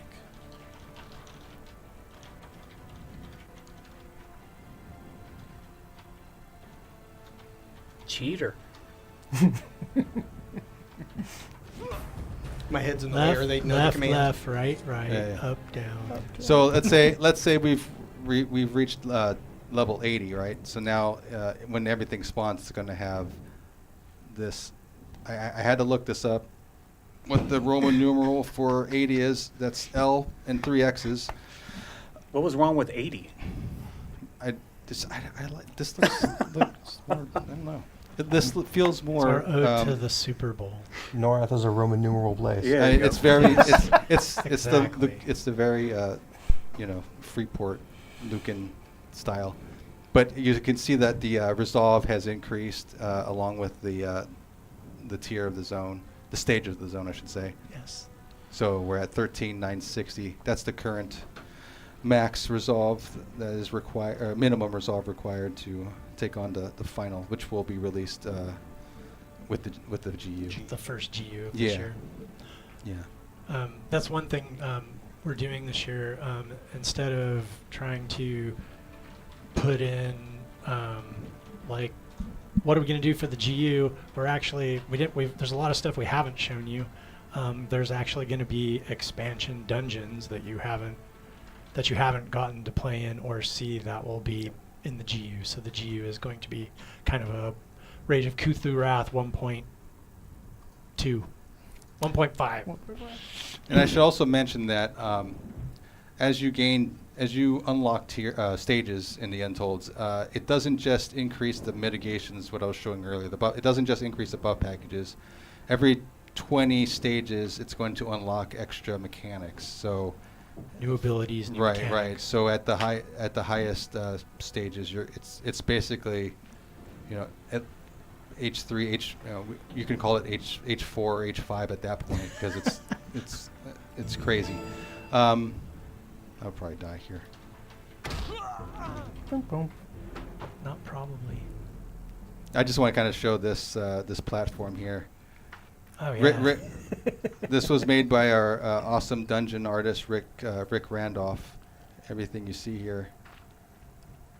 Yeah, he's really good. Yeah. That Tim did platform put Norath in the sky. Tim made Norath. Tim made Norath. Alrighty. You wouldn't be able to see this stage from the ground, but this is basically the Lucan's helmet. There's a lot of like hidden symbolism throughout this whole thing. Rick put a lot in. Yeah, and just so everybody knows, there is a transport fight. There, People's favorites. Where you have to Everybody loves jump. those. I think it works. I'm pretty sure it works. Gotta have faith. Babe. My guy's not talking. All right. So then we showed off. We showed off Zanzibos already. I showed Yeah. off one of the Zanzibos. Okay. Yeah. Cool.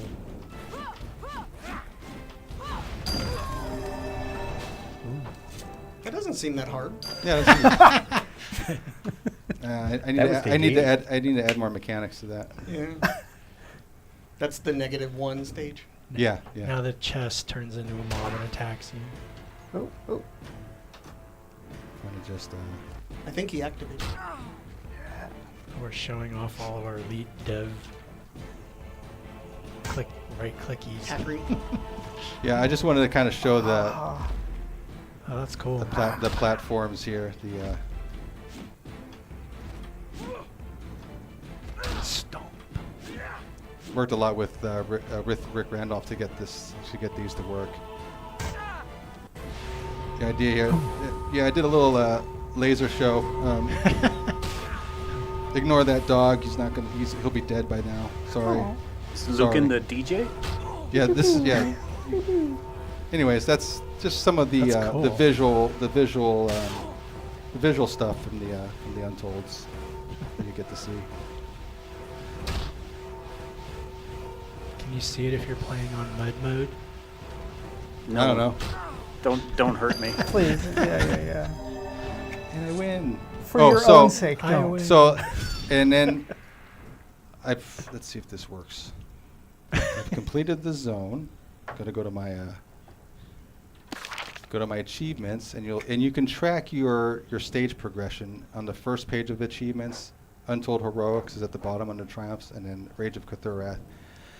And then here all of the planned, the current named zones will be listed. Some of these are not going to be available at launch, but they're here to show you that they will become available as zones unlock for raids. For instance, this is Arc of Ascension. When I came in here, I had none of these. None of these were filled in. They all basically look like this, Yes. right? Mm. But I cheated. I got to level. I went to 80. This is just kind of show like, yeah, it will backfill. You can everything. help people catch up. Oh. Yeah. Yes. So I had nothing. So yeah, if you skip stages through piggybacking off someone else, it will. You get those it will leak dev backfill. commands. Right. Alrighty. Cool. Did you want to show anything else? No. Are you sure? Okay. All right. So Just- we were you gonna. you die if you go down yeah. here. And then you end up in Antonica. No, I'm just. Come on. All right. What All else right. we So got? we're gonna show off guild coalitions, right? That's Okay. what we're gonna show off next. Let's see. This is definitely something that the players have wanted. Yeah. So I mean, the main idea with this is we have a lot of people who do raids and they're in multiple guilds and they don't want to leave their guild they've been in forever because they're loyal to it and they want to keep it around. So basically, we put in a way for you to create a coalition, a guild that you all can join together. Oh boy, Capital District. And progress and But it was so that you didn't have to leave your guild that Right. you had already established, and you could work with other people in this other guild then, and your achievements then in it could be felt by both of you, right? right. Without overriding one guild from another. Right, exactly. And the idea is that right now you can only be in your guild and one coalition. We might expand on it, but we're not committing to that. It's got a lot of potential. Well, it's It one of has. those things we want to get it working right first, and make sure Absolutely. it's solid. Oh, it has. before It also has expanding. potential for going Yeah. wrong, Yeah. like messing up things that people have already done, history that they have already established with their Right. guilds. So it is a very touchy situation. So good testing, Which plenty is of part testing of- is an important yes. aspect on this Which one. is part of why we opted to allow you to create a new guild and join the new guild. All right. So here we are in Kinos. So one of the things to your progress with the coalitions, you've got your guild, you've got your friends, you never want to leave them. All you have to do is you go and you find the guild, the coalition adjutant in one of the major cities. Any of the major cities that have a guild registrar will also have a coalition adjutant. You go ahead and click on that adjutant and create a coalition. You don't need any other people in your group, unlike with how the guilds work, and you need 6 people. If you want to make a coalition, go ahead and do it. So go ahead and let's do that if we haven't already there, Chris. Have we? Click on Should be it. able to just click on them, and then you have not. Do you have to be in a guild first to be You do able not. to do it? Oh. You do not need to be in a guild. Coalition Maybe is just completely Cthurath. separate. Coalition. You can start one up of your own, or you can join with your friends, and then go on and have your fun groups with that. Let's go ahead and make one there. Awesome guild. That was Coalition. taken. Cool coalition. Add some Roman numerals. XXXXXL. You got that red when- text on the end there for a reason. That means name cannot or end in spaces. Okay. LXX. That's 80. Name is not correctly capitalized. You can't have capitals in the middle of things. Now, This, Tim- these are all, by the way, the same rules that we have for For guilds. for Naming. guilds. Naming. For naming. So go ahead and just create the coalition there. We're going to jump up a couple levels really quick, just because we need to be a certain level of the coalition. So run the coalition 50 macro there. So when you're in a coalition, when you're in a guild, it harkens back into the day when people had, cloaks were new and fantastic, but you might remember there's the guild heraldry. Well, coalitions have the same thing, and it's completely separate, stored both, logically. So let's go ahead and click on that heraldry merchant, or the heraldry coalition's flag right there. You'll be able to change your coalition heraldry. Just go ahead and select anything you want there. Put an icon on it on the rotator on the top there. this is going to be. I'm going to spend an hour on this, so just No, go That's talk. Don't do that. I don't like that color. You got the rotator on the top. They put Oh, a no. symbol on there. There you go. And go ahead and accept that. We can symbol of not spend the V-shank. hour on it. Oh, I like the cobwebs. Who invited this guy? Oh, sorry. All right. Who we're good? invited this guy? All right. So, change link. What cast to adopt? Yeah, set that one there. Set heraldry. And now you notice your cloak didn't change at all, but there's a reason for that. Go ahead and close this interface now. Go ahead and open up the guild interface. It's just you for the default. You notice on the top right of the guild interface, it has a grayed out icon of set active. Currently, you've created the coalition, but you haven't set that one to display as your active one yet. Go ahead and shift you, and let's open up the coalition window. Both of them are completely separate, and they can both be open, so you can compare them and say who got which achievement first. And on the top right, you have that button of set active. Let's go ahead and set that active. And you'll swap between them. Now, how the active guild works for a lot of achievements and for calling to your guild hall and stuff, it's which one of your guild or coalition is currently the active one. So if you want to call to your coalition guild hall, make sure you're showing your coalition first. You can still go into your guild hall manually, but your So call does will it uses the same call spell? Oh. use the same call spell. Will send you to whichever one is your currently active one. You've got all of that full guild customization availability. You've got guild halls or coalition halls. They have all the amenities, and you can populate them just as you would as a guild. So essentially, yes, to guilds. One of the other major changes we've had is with how guilds and raid achievements work, or just achievements in general, guild achievements. They used to have a requirement if you had to have a certain percentage of the members in the fight that gave that achievement be of a specific guild. Right. We've gotten rid of that. So now whichever active guild you're in, if there's 13 of you in 13 different guilds killing the same raid boss, it updates and all 13 guilds get that achievement. So we can skip you need to drop, and so we can bring one more so we can get the achievement for each guild thing. So. And that is coalitions in a nutshell. All right. And this feature is available on Origins and TLE servers as well. Yes. Yes. Cool. As well as the new Illusion keyring, which is also coming out with Rage of Cthurath. Rage of Illusion keyrings. Alrighty. Cool. So I guess next we're gonna transition to the Q&A session. or additional topics. That's what this People might says. have some. Does anybody have any Have a few additional questions. topics? This is Whoever's like phone. this is like a design meeting. Is that his Does phone? anybody else have anything that needs to be discussed today? Who's phone? Sorry, I'm in the way. Hi. Nothing like confusion.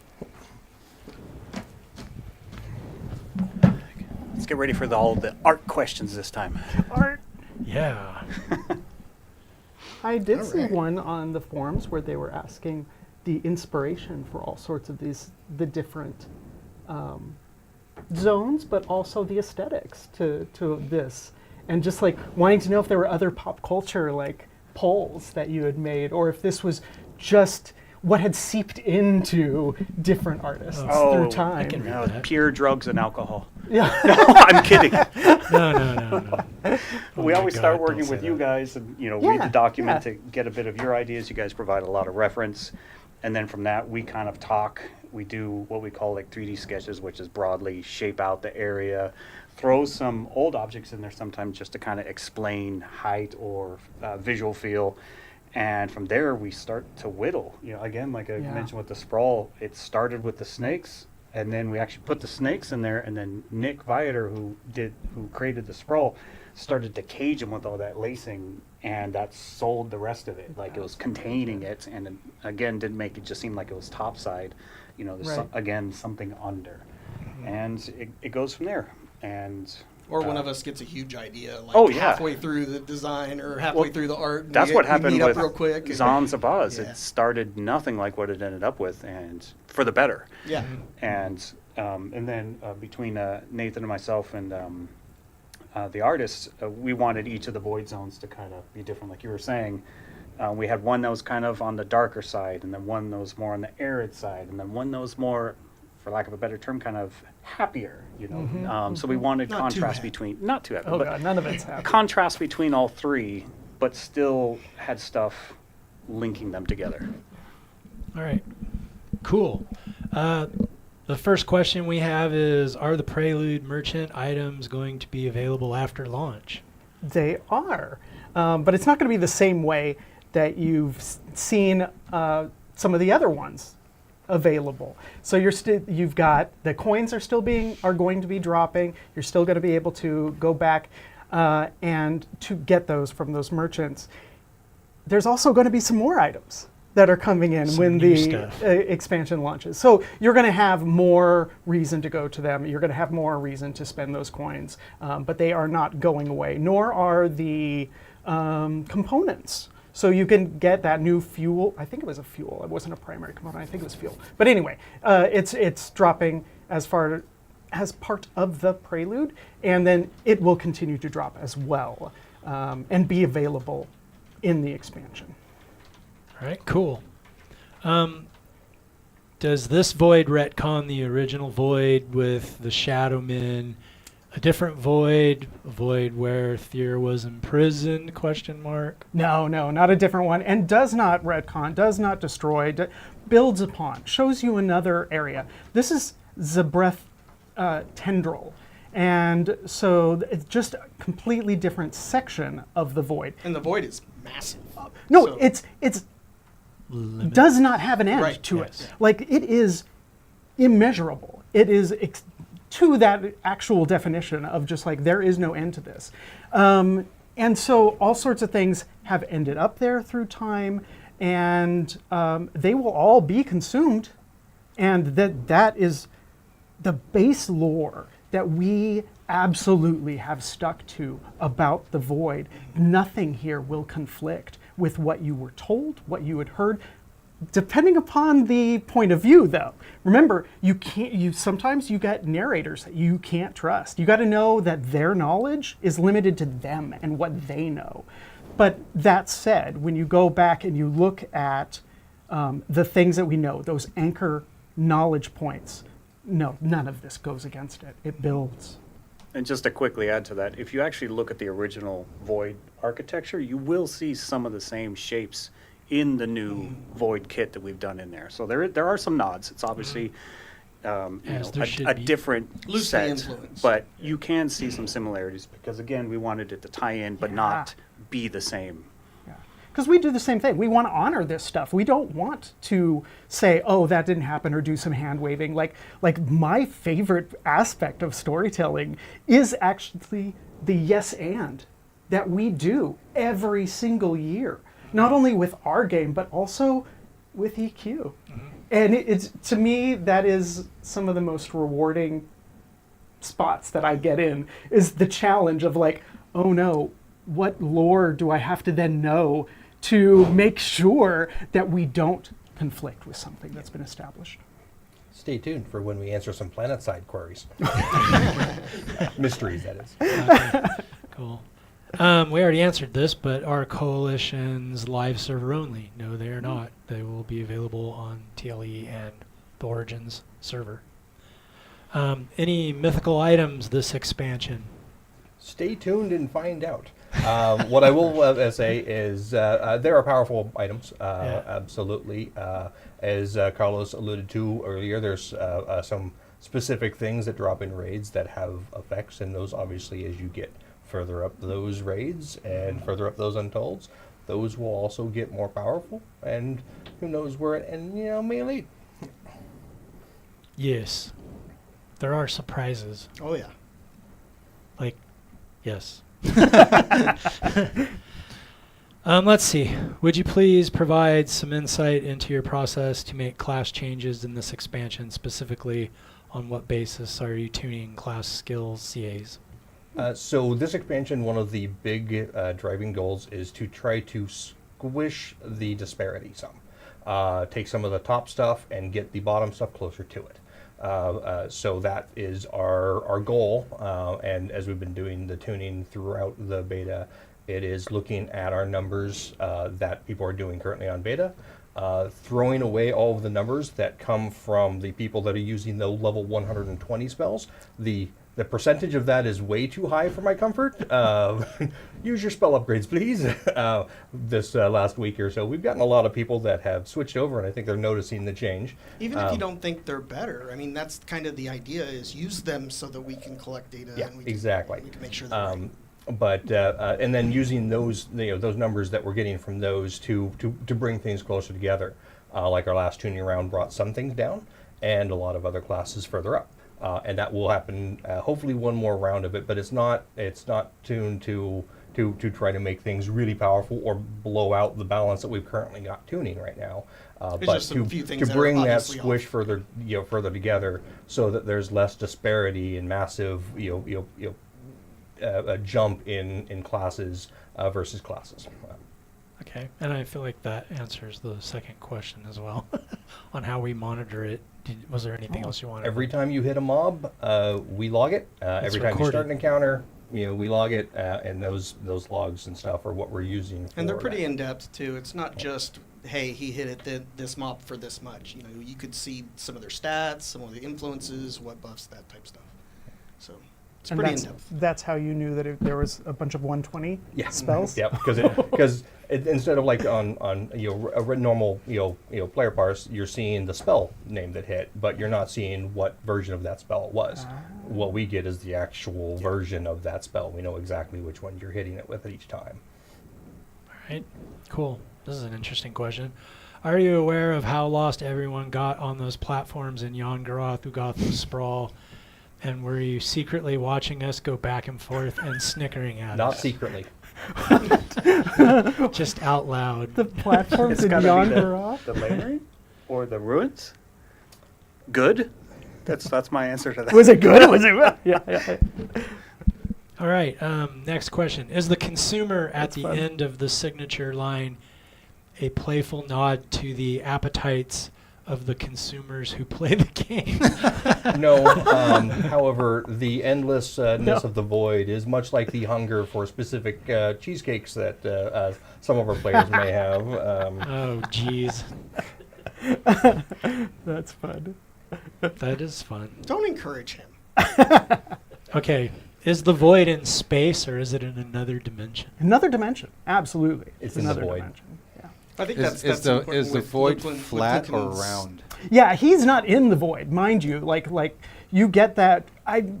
Tim tried to visually tell you, like, he is not in the void. You don't see the big black holes off in the distance. You don't see any of that. That is not the skyline that you see. What you see is actually Norath.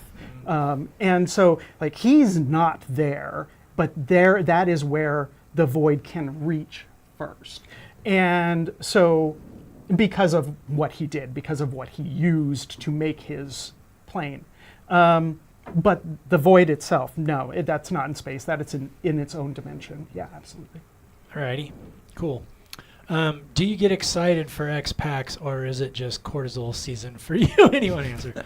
I'll answer that. We absolutely get excited for X-Pax. I think that's the goal. Is every year we are trying to do something that we're excited about. If we're not excited about it, then Something's wrong. Yeah. then we're doing it wrong. Absolutely. Yeah, I mean, and we are really excited for this one. It started out as, you know, a loose idea, and then it morphed into it just kept getting bigger and bigger, which is what we do ourselves every year. But The challenges of making what we make is also bonus. Every year, we're always kind of pushing the boundary, you know. And I know I can't speak for others, but the Untold for me the Untold Dungeons was like whole another level. enough to make crazy. you want to quit. No. I'm just really excited about them, and I'm excited Looking for at it, players too. retirement. Okay. And to that, I'd say, like, 2 years ago, I think it was, when we were pitching different stories for an expansion, and I said something about, well, what I see is coming, like, the next expansion after what we were talking about, and you got so excited about that concept that you were like, no, let's do that one instead now. So it is absolutely about, like, Yes, that does happen.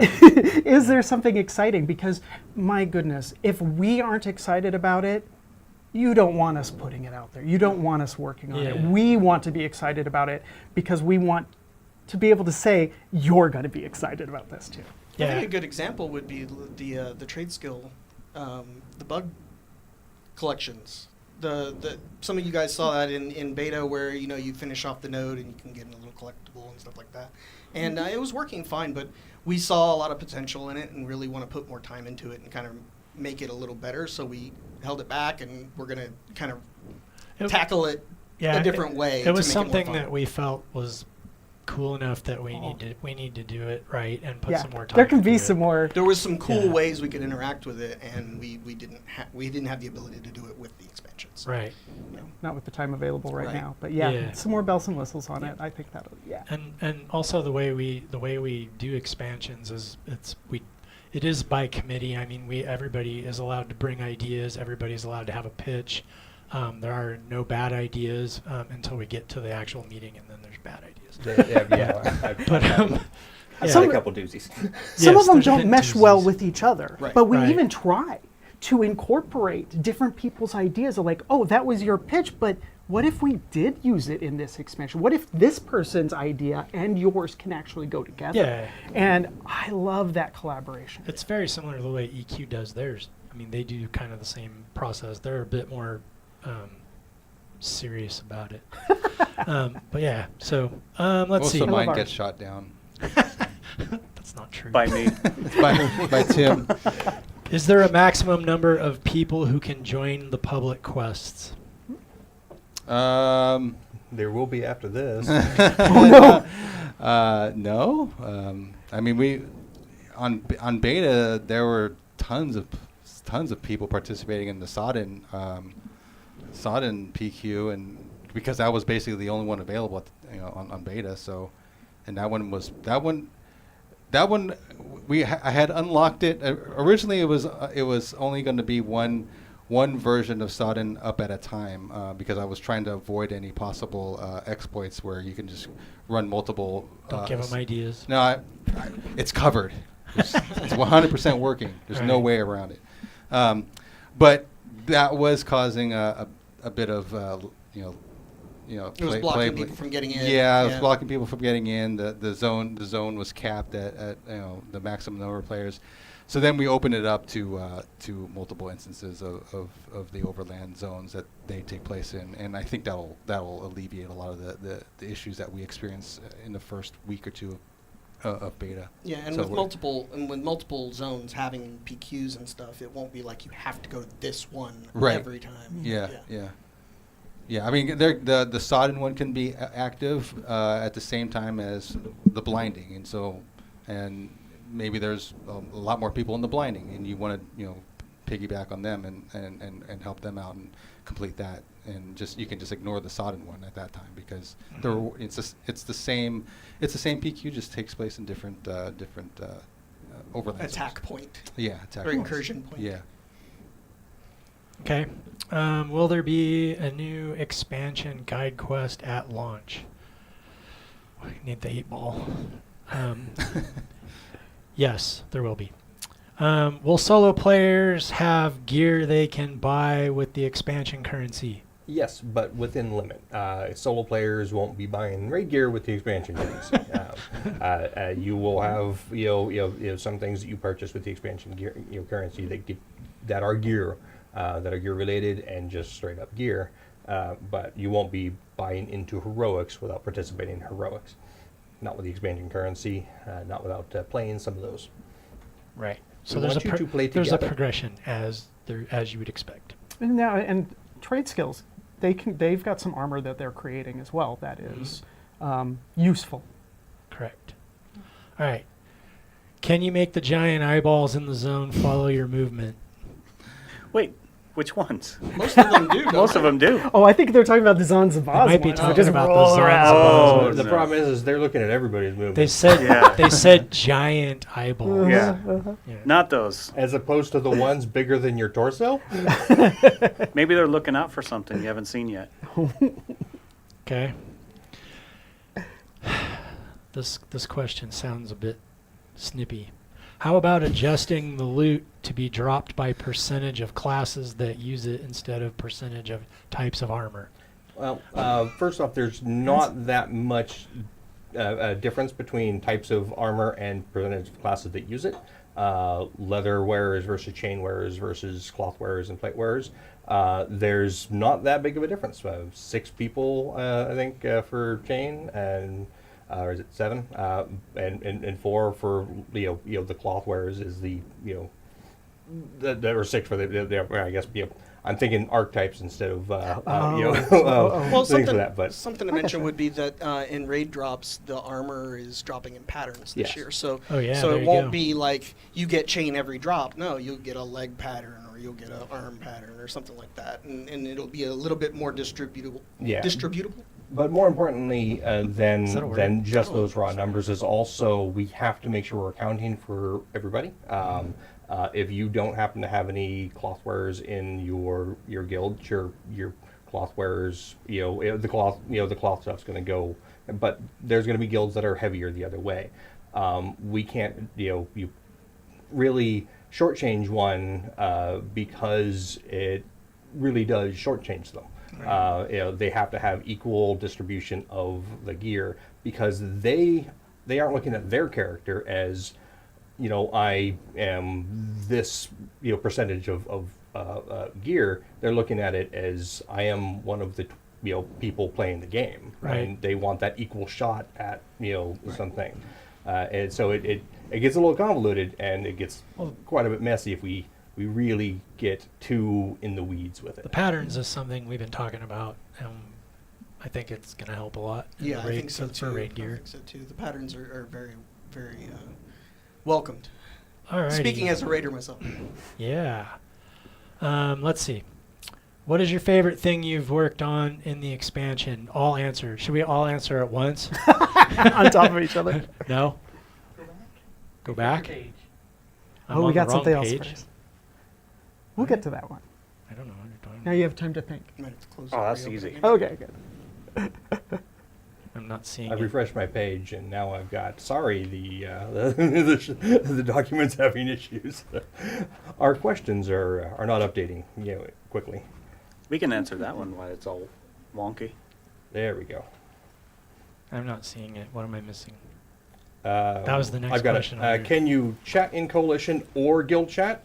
Can you switch between them? I'll actually have to remind myself on that because I haven't touched that immediately or super recently, but you can talk to both Coalition chat and Guild chat at the same time.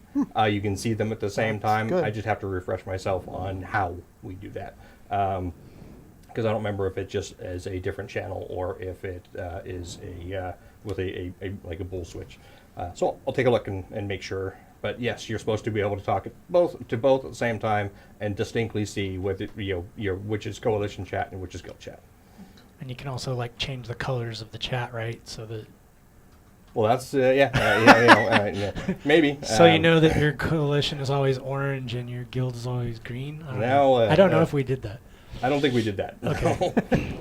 Oh dang! Future creep. All right. Are we gonna get ethereal weapons in this expansion? Did we have? There are no Ethereal current weapons? ethereal weapons planned immediately. There's gonna be but cool If stuff. you mean items with effects on them, yes. If you mean actual ethereal tagged, that was more something that we used for. Live event. No, it was for the afterlife, the Yeah. plane of. Oh right, yeah. exactly. So yeah, ethereal is actually just a flag saying this thing is distinct. It's different. It's not a power tag. Ethereal can literally be anything. Something that is the same power as a handcrafted weapon could be flagged as ethereal. We try to do it as it's a special thing that you get from a special way to indicate that this is maybe an out of progression item or an item that is rare and hard to get, but is not an actual power progression tier. Right. Okay. Oh, to go back to the coalition chat, there is a guild coalition chat option in the chat options, and then it's coalition say, and that'll allow you to speak in the specific coalition chat. Okay. Thank you for looking that up. Let's see. With 80 levels of Untold Heroics, how is gear separated? Well, we kind of talked about that. The idea is it'll be released in tiers. Is that the right word? Groups. Yeah. Yeah, so gear tiers is what we kind of refer to it. So, Right. what is it? Tier? What are we launching with? Let's say we're launching with gear tier 3, for instance. That means from Untold Heroic 0 to 20, that will the up to tier 3 gear could be available in those Untolds. And then when the next tier releases in January, and we release Untolds 0 to 40, anything between 21 and 40 will you have a chance of obtaining tier 4 gear, and then it goes up from there. Right. That's how it's separated. Okay. Will the entrance to the expansion be only through the portal in Antonica? Yes. Yes.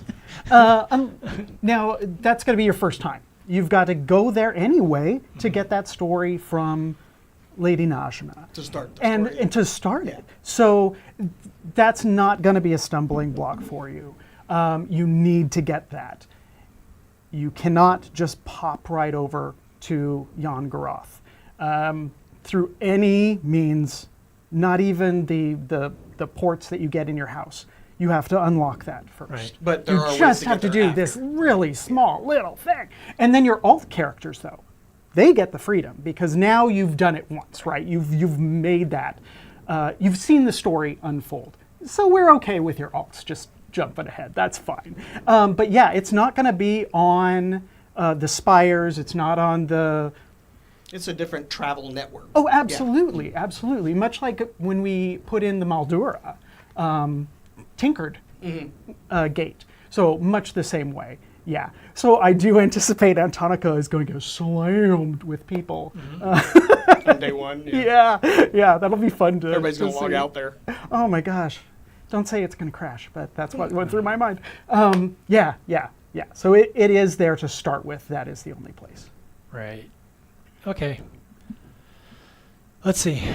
So now we're to the part. What is your favorite thing you've worked on in the expansion? And all answer at once. 1, 2. No, I'm kidding.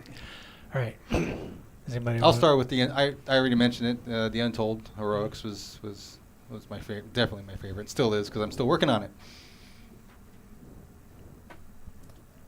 My favorite thing has been a new mechanic that I made for raids that is like capture points. So players have to go to a certain area within the fight and close rifts or do something with players nearby that they have to do, rather than just curing a curse or avoiding an AE or anything like that. No, there's actual new mechanics where the more people you get around this thing, the easier it is to collapse and those type things. And there's actually itemization effects that interact with it as well. Okay, cool. That sounds cool. Yeah. Anybody else want to say what your favorite thing you worked on this expansion is? Coalitions. I'm not going to say what mine is because it's a surprise. No. Well, so mine would be the threads that I do tie. That's way too vague because there's a lot of them, but that's always what gets me just like really happy of like, ooh, I found a good place for this. But specifically something that I can call out is being able to see some change, some progression in the bigger stories that we've got being told. And being able to actually surprise not only us, but also players as far as like what we're willing to do if we can do it, and so like I'm talking a little vague, a little around the situation, but at the end of the SIG line, like there is an obvious thing that could really affect Norath and the powers the powers that are down there that have been raging since we began. So that was exciting, fun, challenging, and a little intimidating, I'll say at the same time. So. All right, cool. I think is that our last question? No, one more. Oh, I got to answer that one. What's the Oh, last Tim's one? still here? Oh, go Tim. Wow.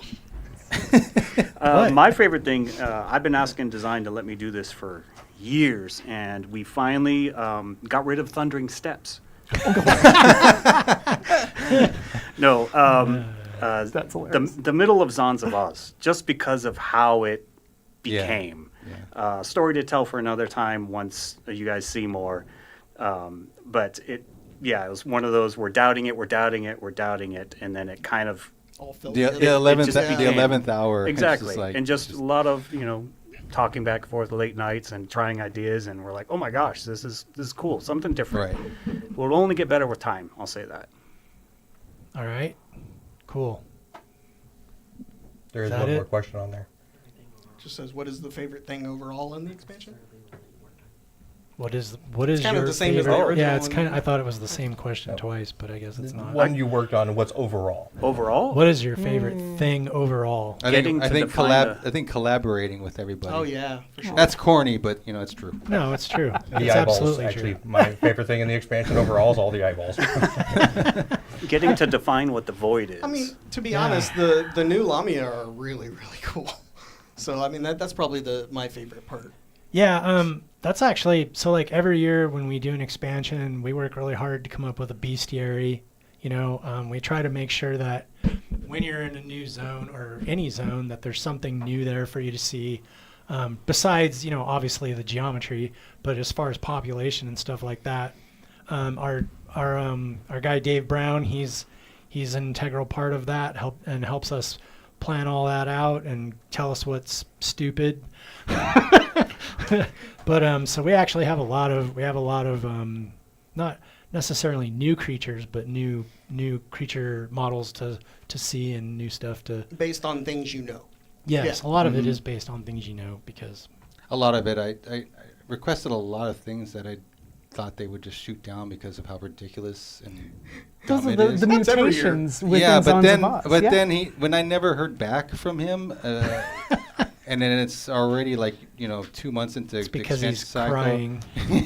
and then I'm seeing the releases from Art, and I'm Mhm. like, oh, you made that? Okay, I wasn't expecting that. Like the goat, one of the Daru. I requested a headless Daru with we call them blood bags.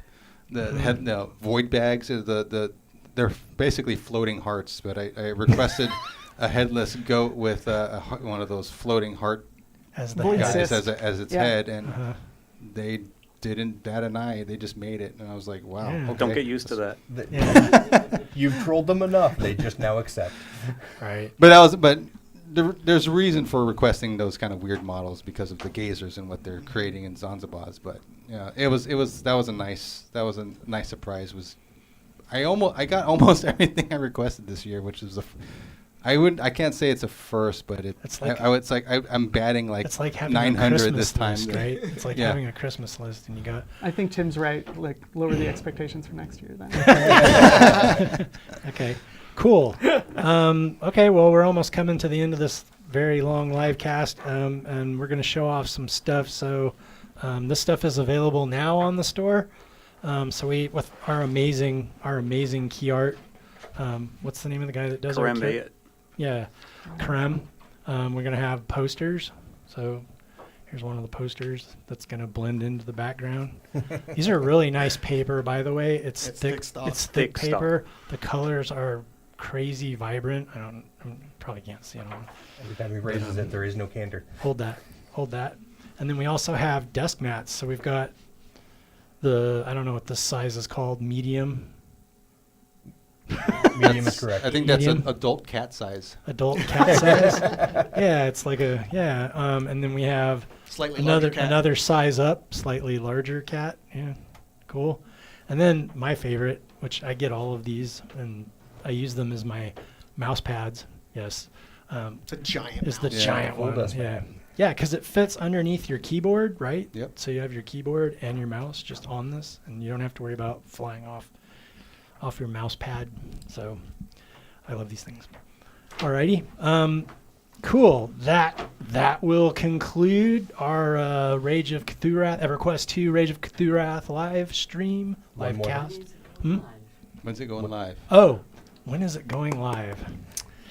Okay, so yeah, Rage of Cthurath will be going live on December 10th, so 12/10/25. At 12. Shooting for noon. At noon. At noon, we're shooting for, right? Yes, unless something catastrophic happens. What's that in Roman numerals? I'm gonna hear this for the rest of my time here. NOO. No. N-O. Okay, cool. We want to thank everybody for checking out the live stream, and we especially want to thank you for playing EverQuest 2. Yes, thank you. And we'll see you in the expansion Bye. With a lot of eyes. with eyeballs. We'll see